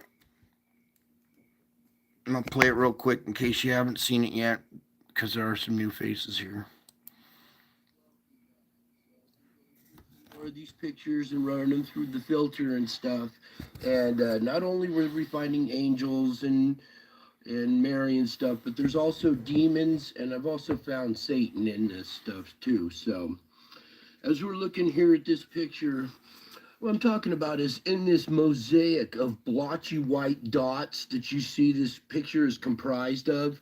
When you zoom in really tight in on a picture, you'll see that it's made up of these splotchy little patches and dots. These new digital cameras make these little blotches. Well, hiding in these blotches are faces. And if you haven't seen it yet, there's an eye right here and an eye right here. And when you make eye contact with these two eyes right here, you'll see the mouth fall into place down here. It's snarling. If you look, it's got some kind of streaks or horns or something, or wrinkles coming out of its head up here. And this is some kind of demon or principality. Other people refer to them as principalities, but this is what I'm talking about, and hopefully you can see this here. This is a pupil right here of an eye. This is a pupil of a bigger eye. Here's the whites of the eye, the white of this eye. These two eyes. Once you look at... All right, that face right there kind of similar to that one, isn't it? And I got a couple other pictures where it's not so zoomed in, where were pulled back a little bit, and you can see the size of this face over the mountain. But that was zoomed in here. And then I think if we do it like that, maybe not so much. Right there. And this activity going on everywhere I go. It's just, I'm getting used to it by now, but was able to capture some of it today, even though it was frustrating.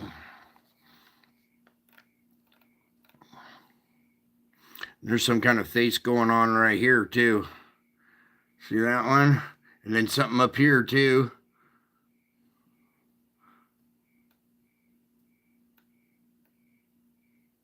You can see the shadow of the back of the head back here. That's crazy. And then these guys. What was funny is this series of pictures, I probably took about maybe 15 of these pictures right here of these two guys. You can see this guy over here. Here's his nose, his chubby cheeks.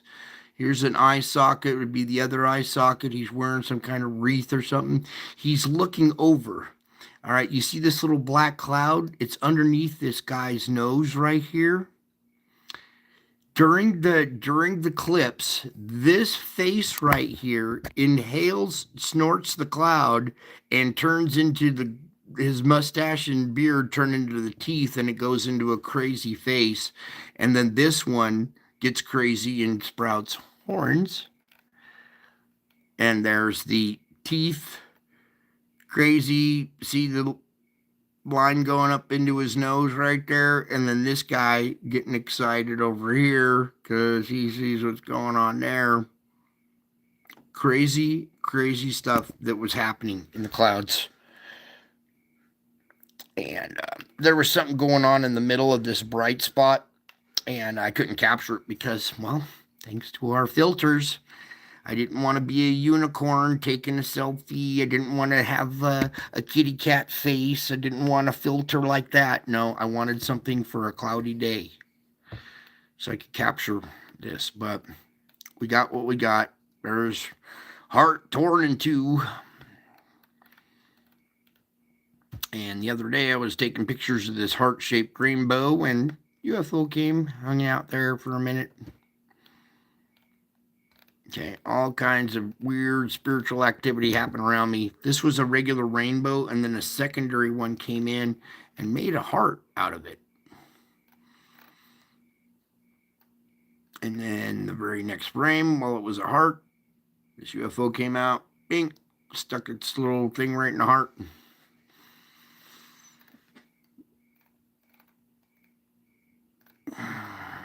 Okay, so some crazy activity going on here.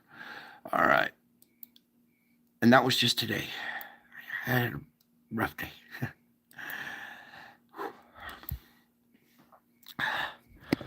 you, God. Give me strength. Give them strength too, Lord. They need it too. All right, so here we are. Some of these other events that have happened. All right, this one here. You see how these clouds are coming together and forming this face? This face comes together only for a minute, and then it changes, and you got to capture it just at the right time, right? So when I go to hit the photo button, taking the picture 2/3 of a second later is not when I wanted it.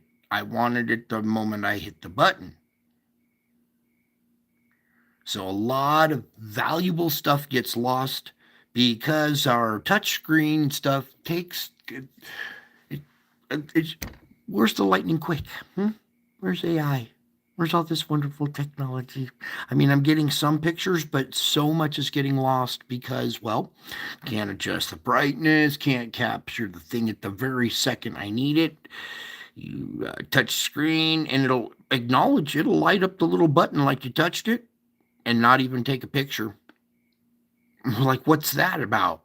So now you got to put the sound on to make sure each time that you touch it that it takes it. Oh, don't put the sound on because that'll make the picture take even longer to capture. It's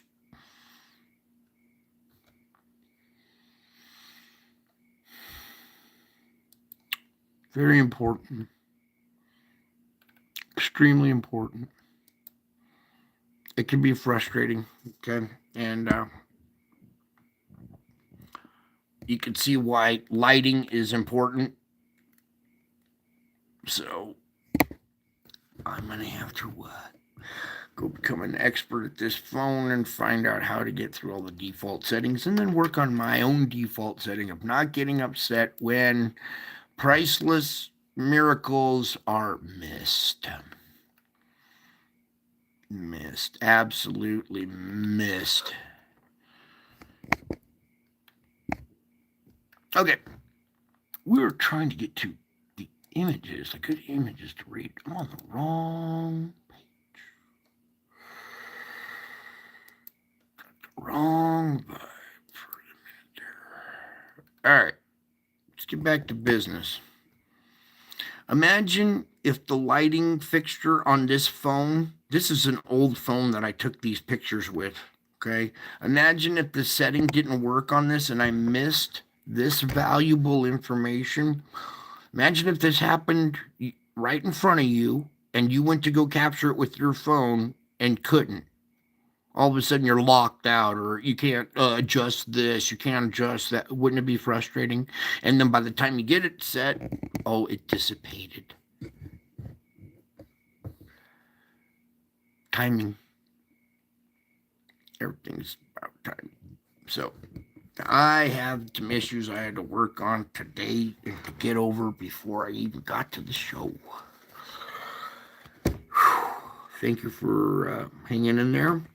Now, we were talking before about stillness, all right? This stuff can be very, very disturbing, okay, and can be, nerve-wracking, especially for me when I'm trying to capture vital stuff. I mean, this could have been much clearer and not so, goofy looking and questionable. But we got this instead. So good thing it didn't happen on this day. All right. I'm going to darken that a little bit here too. And I keep showing this one because you're gonna need this. This is your foundation. This is your rock on which to fall back on, to lean on, and to build on. Okay. And you can see the times that are coming. You're already using. Don't do that again. Stay right there. You're already using the tools that I'm teaching you, the disciplines I'm teaching you, and you're having success. You're seeing through the propaganda, the lies. You understand that it's a war of the mind. They're trying to rattle you. And I'm trying to keep you still and at peace, right? We talked about stillness last night. And I got a little bit more for you guys. So, what is that reflecting on the camera? Okay, good. Not the TV. All right, that's good enough. I'm not going to pull up any other images than that tonight. So, stillness. Even though I lost my temper today, I was doing so well too. I had all kinds of other activities that usually driving around, grocery shopping, dealing with public and stuff. Those are tough days. But I made it through all that hard stuff and stayed calm and was still. It was doing something totally different, which I enjoy doing, capturing images in the clouds. It was the technicalities of something enjoyable that ruined my stillness. So I got to reach into the toolbox, find a tool for it. And so we're going to come back. I'm going to talk to you about this because this is what happened. This is hot off the street. Your stillness. Stillness is increasingly hard to come by in this restless, agitated world. You must fight to carve out time for me. Distractions come at you from all sides when you try to sit quietly with me. But our intimate connection is worth fighting for, so don't give up. All right? Right there, that whole tool. That's like a ratchet. Okay, it has a bunch of sockets and you could stick a different size on it, but during those, when your stillness is disrupted and it's hard to find, you have to fight to find me. You have to fight to carve out time to find me and calm down. The light in the picture right there, it might be my reading lamp. I think that's maybe reflecting off of something and hitting the camera. Yeah, that's what's happening. Ooh, and it does it there too. Maybe if I put it over on this side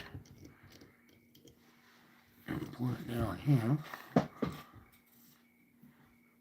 try to get it out of the reflection of the camera there. Okay, there we go. Hopefully that's a little bit better there and it cleared it up. Now, take a deep breath and be still with me. Look at that picture. I am with you, okay? Try to be still because stillness is increasingly hard to come by. We're living in a restless, agitated world. You have to fight to carve out time. You can't just stop in the middle of what you're doing sometimes to take time for me. You have to fight and actually carve out time, like with a sword or with a knife, and pluck out a moment of time to spend with me. Because distractions are coming at you from all sides right now. You're having, sensory overload from all the different activities that are unfolding right now. So you have distractions coming at you from all sides. So when you try to sit quietly with me, it's hard. But our intimate connection that we are working on here, our relationship, our intimate connection is worth fighting for. So don't give up. The moment you give up, you stop fighting, and then that intimate connection's lost, and then you get stuck in the distractions. And I know it's hard, okay? And I know that you have to fight to carve out time for me. I know you do. And you're doing fine. You're doing good. Our intimate connection is worth fighting for. So set aside uninterrupted time to spend with me. Uninterrupted time, okay? Focus on a favorite scripture and breathe deeply to help yourself unwind. Remember that I am Emmanuel, which is God with you. Okay? Emmanuel, God with you now. You can relax in my peaceful presence, letting your concerns slip away. Be still. You're my loved one. Be still and know that I am God. The longer you gaze at me, the more you can rejoice in my majestic splendors and trust in my sovereign control. And though the earth give way and the mountains fall into the heart of the sea, I still am your refuge. There is transcendent stability. I need to say, transcendent stability. What do you really want? He wants stability. He wants stability, though, that can transcend things. So you want transcendent stability. And there is transcendent stability in my presence. Right now, as you're in my presence at this moment, even in replay.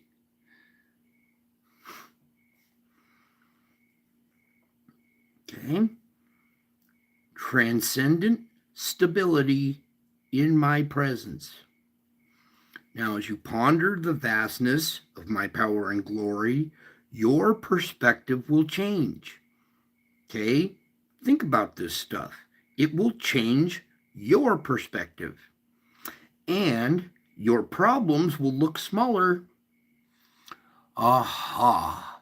It does make the problems look smaller, doesn't it?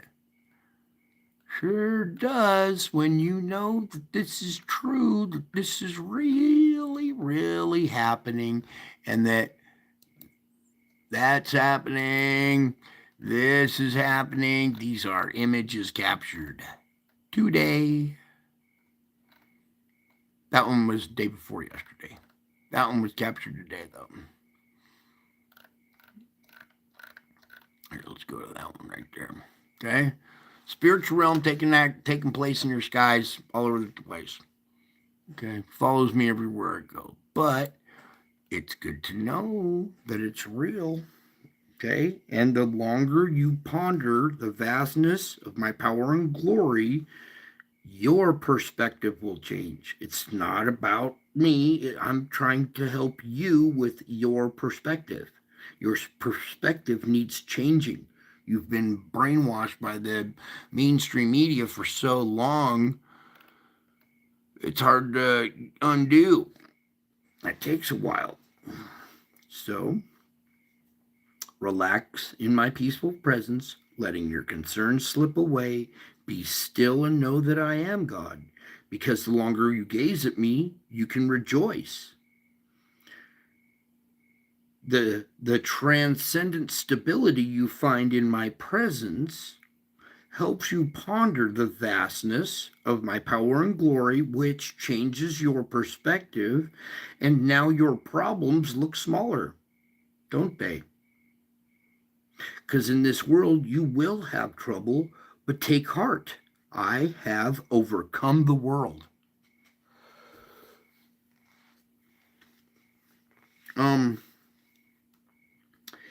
It's when you're here, you're doing what you're supposed to be doing, which is seeking to become increasingly receptive and responsive to me.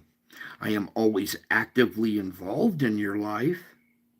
So instead of trying to force me to do what you want, when you want it, relax and look for what I am already doing.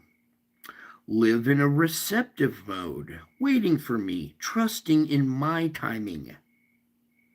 I am good to those who wait hopefully and expectantly for me, aren't I? I am good to those who are waiting hopefully. I am good to those who are waiting expectantly for me. So ask me to open your eyes to see all that I have for you. Such awareness helps you live responsively and ready to do my will. See, my followers often fail to see the many blessings I shower on them. They're so busy looking for other things that they miss what is before them or is on the way. They forget I am sovereign God, and the timing of events is my prerogative. The timing of events is my prerogative. I want you to trust me enough to let me lead. Okay, when you're dancing together, one person has to lead and the other follows. Otherwise, there's confusion and awkwardness. You're dancing with me because the world that isn't is in confusion and awkwardness, aren't they? But you trust me. You trust me enough to lead. We're dancing together. You're letting me lead, so there is no confusion and awkwardness with you, but for the rest of the world, there is. So, dance with me, beloved. Follow my lead as I guide you gracefully through your life.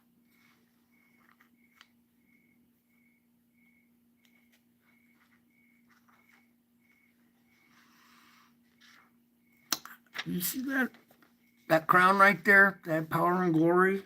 I have good intentions for you. They may be radically different from what you've hoped or expected, but they are nonetheless good. I am light. In me there is no darkness at all. So look for my light in all your circumstances. I am abundantly present in your moments. Your assignment is to be open to me and my ways within you. Ooh, did you know you had an assignment? Yep, homework, I know. Everybody hates homework. So your assignment, like it or not, is to be open to me and my ways within you. Not too bad.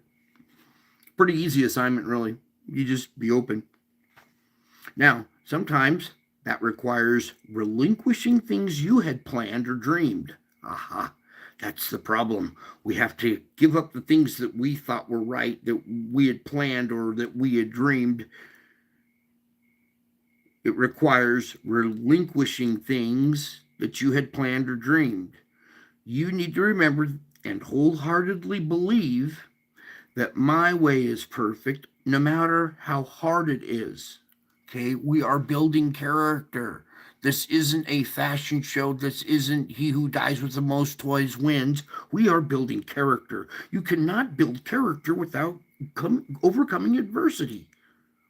Do you understand that? That's why my way is perfect, no matter how hard it is. It's making you harder, tougher. I am a shield for all those who take refuge in me.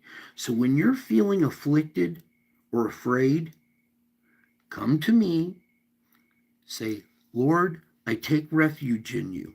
Say that. It reinforces in your own mind as well. Lord, I take refuge in you. I don't shield you from things I intended for you to deal with, okay? You think you're going to be shielded from stuff, but no, you're intended to deal with it. It's carving character. We are sculpting a masterpiece. You. So, I don't shield you from things I intend for you to deal with. For you have an important part to play in this world.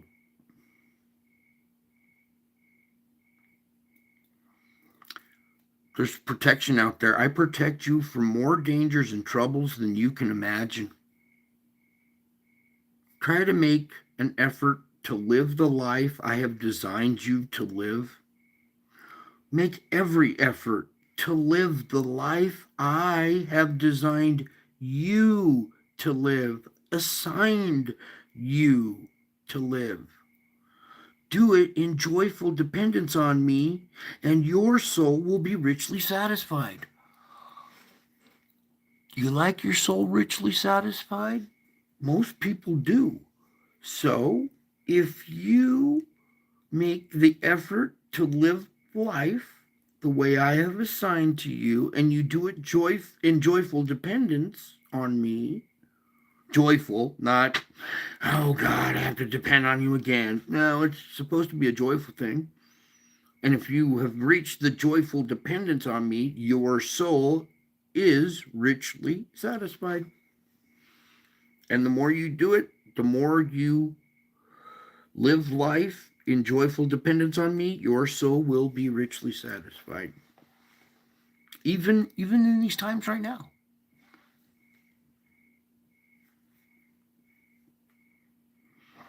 All right. I think I closed there. Or no? Got one more for you. Okay. All the stuff that's going on, you got to come to me. If you love me and you're one of my beloved, come to me, beloved. I continually invite you to draw near me. Be still in my presence and fix your thoughts on me. Relax and listen to my love whispering in your heart. I have loved you with an everlasting love. Meditate on the glorious truth that I am with you always. You can build your life on this rock solid reality. This is more rock solid reality than your mainstream media, than anything that you ever learned in school. This is more rock solid reality. That's why I keep showing you that that is your foundation. That is your rock.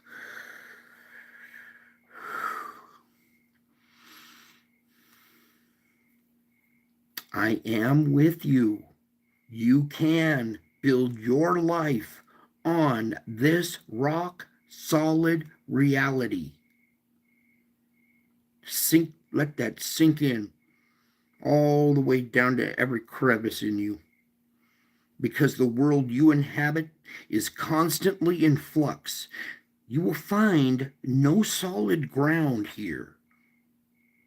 So I challenge you to remain aware of me as you go about your day. You won't be able to do it perfectly, but I'll help you when you ask. You can pray, Jesus, keep me aware of your presence. You can pray that. Jesus, keep me aware of your presence. I was doing it all day. All the hard stuff today, I made it through no problem. It was the moment I stopped thinking, Jesus, keep me aware of your presence, that I lost control during a photo shoot because I couldn't get the brightness right. Okay, this is too bright. I want it darker like this so you can see it. Do you see how important it is? I mean, you still get the capture, you still see it. But for me, who's a perfectionist, it's very irritating. So it's important that you pray, Jesus, keep me aware of your presence. Okay, throughout your day. Let those words echo through your heart and mind frequently. And though your thoughts will sometimes go elsewhere, this simple prayer can draw you back to me. That's what gives you relief, is drawing you back to me. It takes your mind off of the issue. It gives you peace. You see that rock solid reality and you're like, oh, okay, it's not that bad. Thank you for keeping me aware of your presence. That works too. Thank you for keeping me aware of your presence. A lot of your prayers get answered and then there's no thankfulness behind it. So, Jesus, keep me aware of your presence. Thank you, Lord, for keeping me aware of your presence. Those words echo through your heart and mind. Okay? We need that kind of filter going through your heart and mind.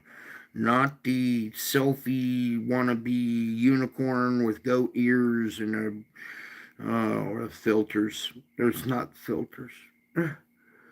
And though your thoughts will sometimes go elsewhere, like I just did with the filters, a simple prayer, Jesus, keep me aware of your presence, draws you back to me. And the more of me you have in your life through staying close to me, the more joyful you will be, and the more I can bless others through you. Because you're more than what you think. I can bless others through you. I need you to be more joyful so I can bless more through you. Be more joyful. The more of me you have in your life, the more joyful you will be, and the more I can bless others through you.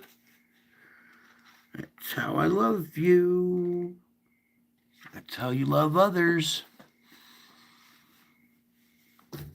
Well, I love you. I miss you.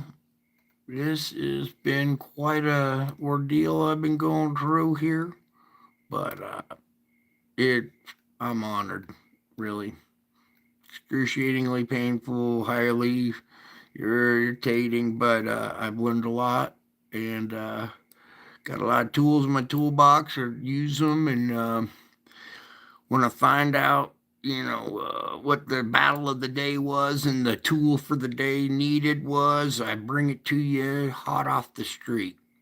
Okay, because my tribulation these last 6 3/4 years, my 7 years of tribulation will be coming up here soon, 7-year anniversary. And if I'm not around after that, well, you might need some of these notes, okay, and some of these images. So you could share it with your friends and family and give them the peace that transcends their situations. Okay? Real stuff right there. Okay. And then also don't forget, come on over to my channel here and go through the community. Check out some of these pictures. I'll try to post a few more if I can find a couple more that got captured properly with proper color, because the color does make a big difference. But hopefully you can see these ones. All right, keep looking up, because the spiritual realm is all over the sky right now. Oops, not that one. This one right here. All over the sky right now, all right? And what you're seeing is my face with crown on Easter in the clouds.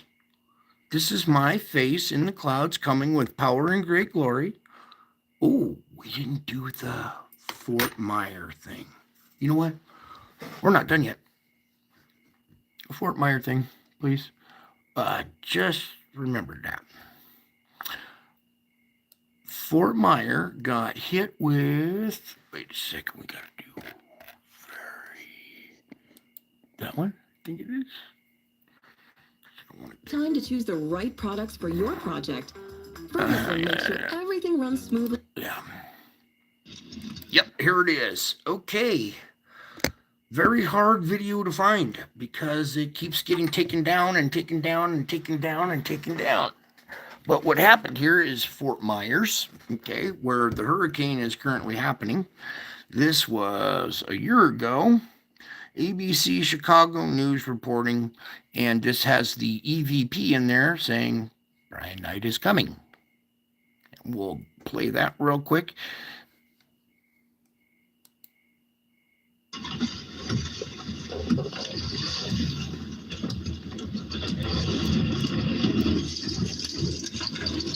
This is the scariest thing I've ever been.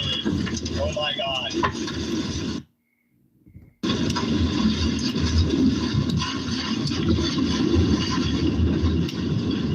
I hope this stops. I just saw a car flip over in front of me.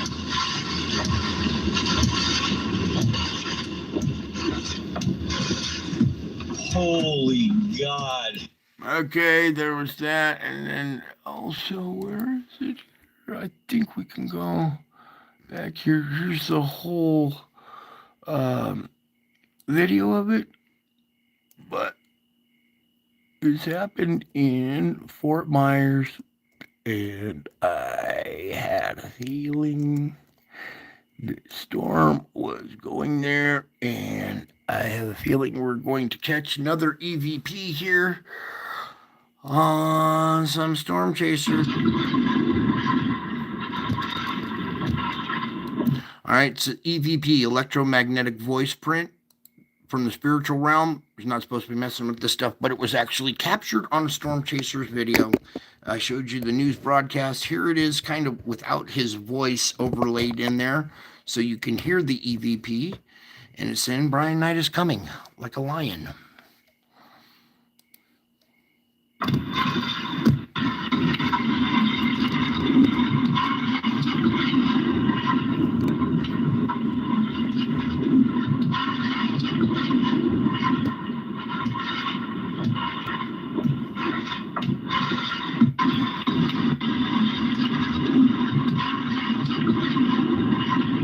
All right, so hopefully you can hear that.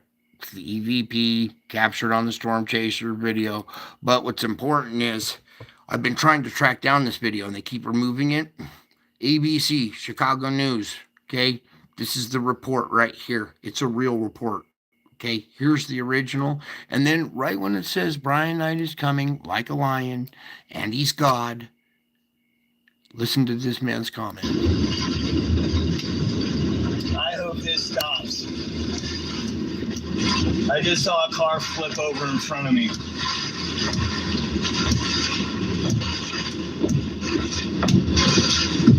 Holy God.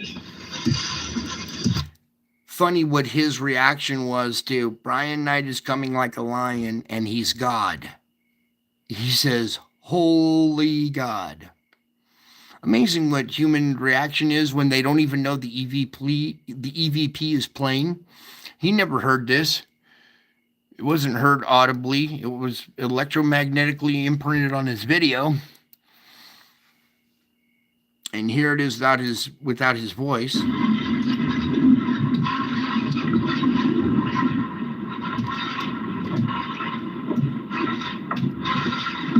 Outside. Okay, Brian Knight is coming like a lion. And he's God. Okay? The spiritual realm knows. All the animals know. The animals treat me so weird to communicate with me. It's nuts, but it's like what's so crazy is all the spiritual realm knows. All these faces in the clouds, they all watch, follow, and study me. Every move I make, they watch, follow, and study. Just like you guys, you watch, follow, and study. This is my face in the clouds. Okay? On Easter, a 2,000-year-old prophecy came true on Easter. My face in the clouds. If you're caught up with me in the clouds, it's fascinating, it's intriguing, like a good book, like a good movie. You're caught up in it. You're caught up with me in the clouds.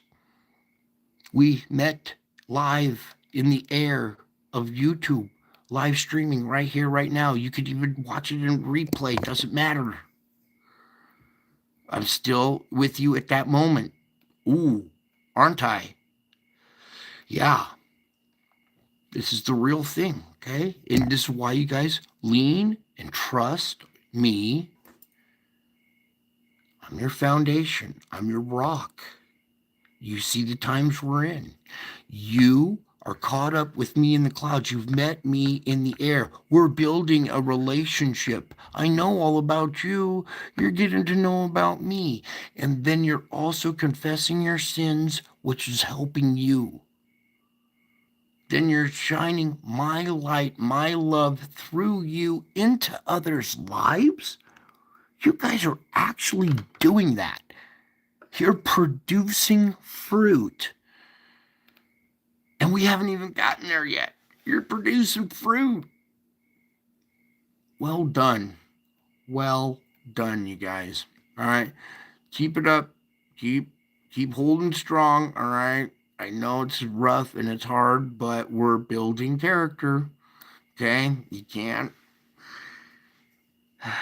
You pray for strength. Well, we got to test you and make you strong, right? You got to lift some weights to get strong, right? To build strength. Well, you have to endure some things and overcome them to build strength, to have character, to have confidence. Now you know that you can overcome things with me. Together we can overcome it. And now you have confidence. You can move forward. You're freed. Your faith has been completed. I complete your faith. I make all things new. I told you about the code in the music. Some of you have found it. The code in the music. Maybe you don't like it. Maybe you do. When you find it, you hear the code in the music while you're seeing this stuff, activity happening in your clouds. When you hear the code at the same time you're seeing this, you will start to question where you really are. Do you know where you really are? I sure love you. I sure miss you. I'm glad you're caught up with me in the clouds because everybody else is expecting a rapture. Well, that word's not in there. I'm sorry. You should really read it closely and decipher the word rapture. Since you're counting on it so much, you might want to get the proper definition of what being caught up in the clouds with me means. I love you all. I miss you all. And until my next show, I will be back. I am already back. And the world is showing the signs. And you don't pledge allegiance to a flag. You pledge your allegiance to the Lord.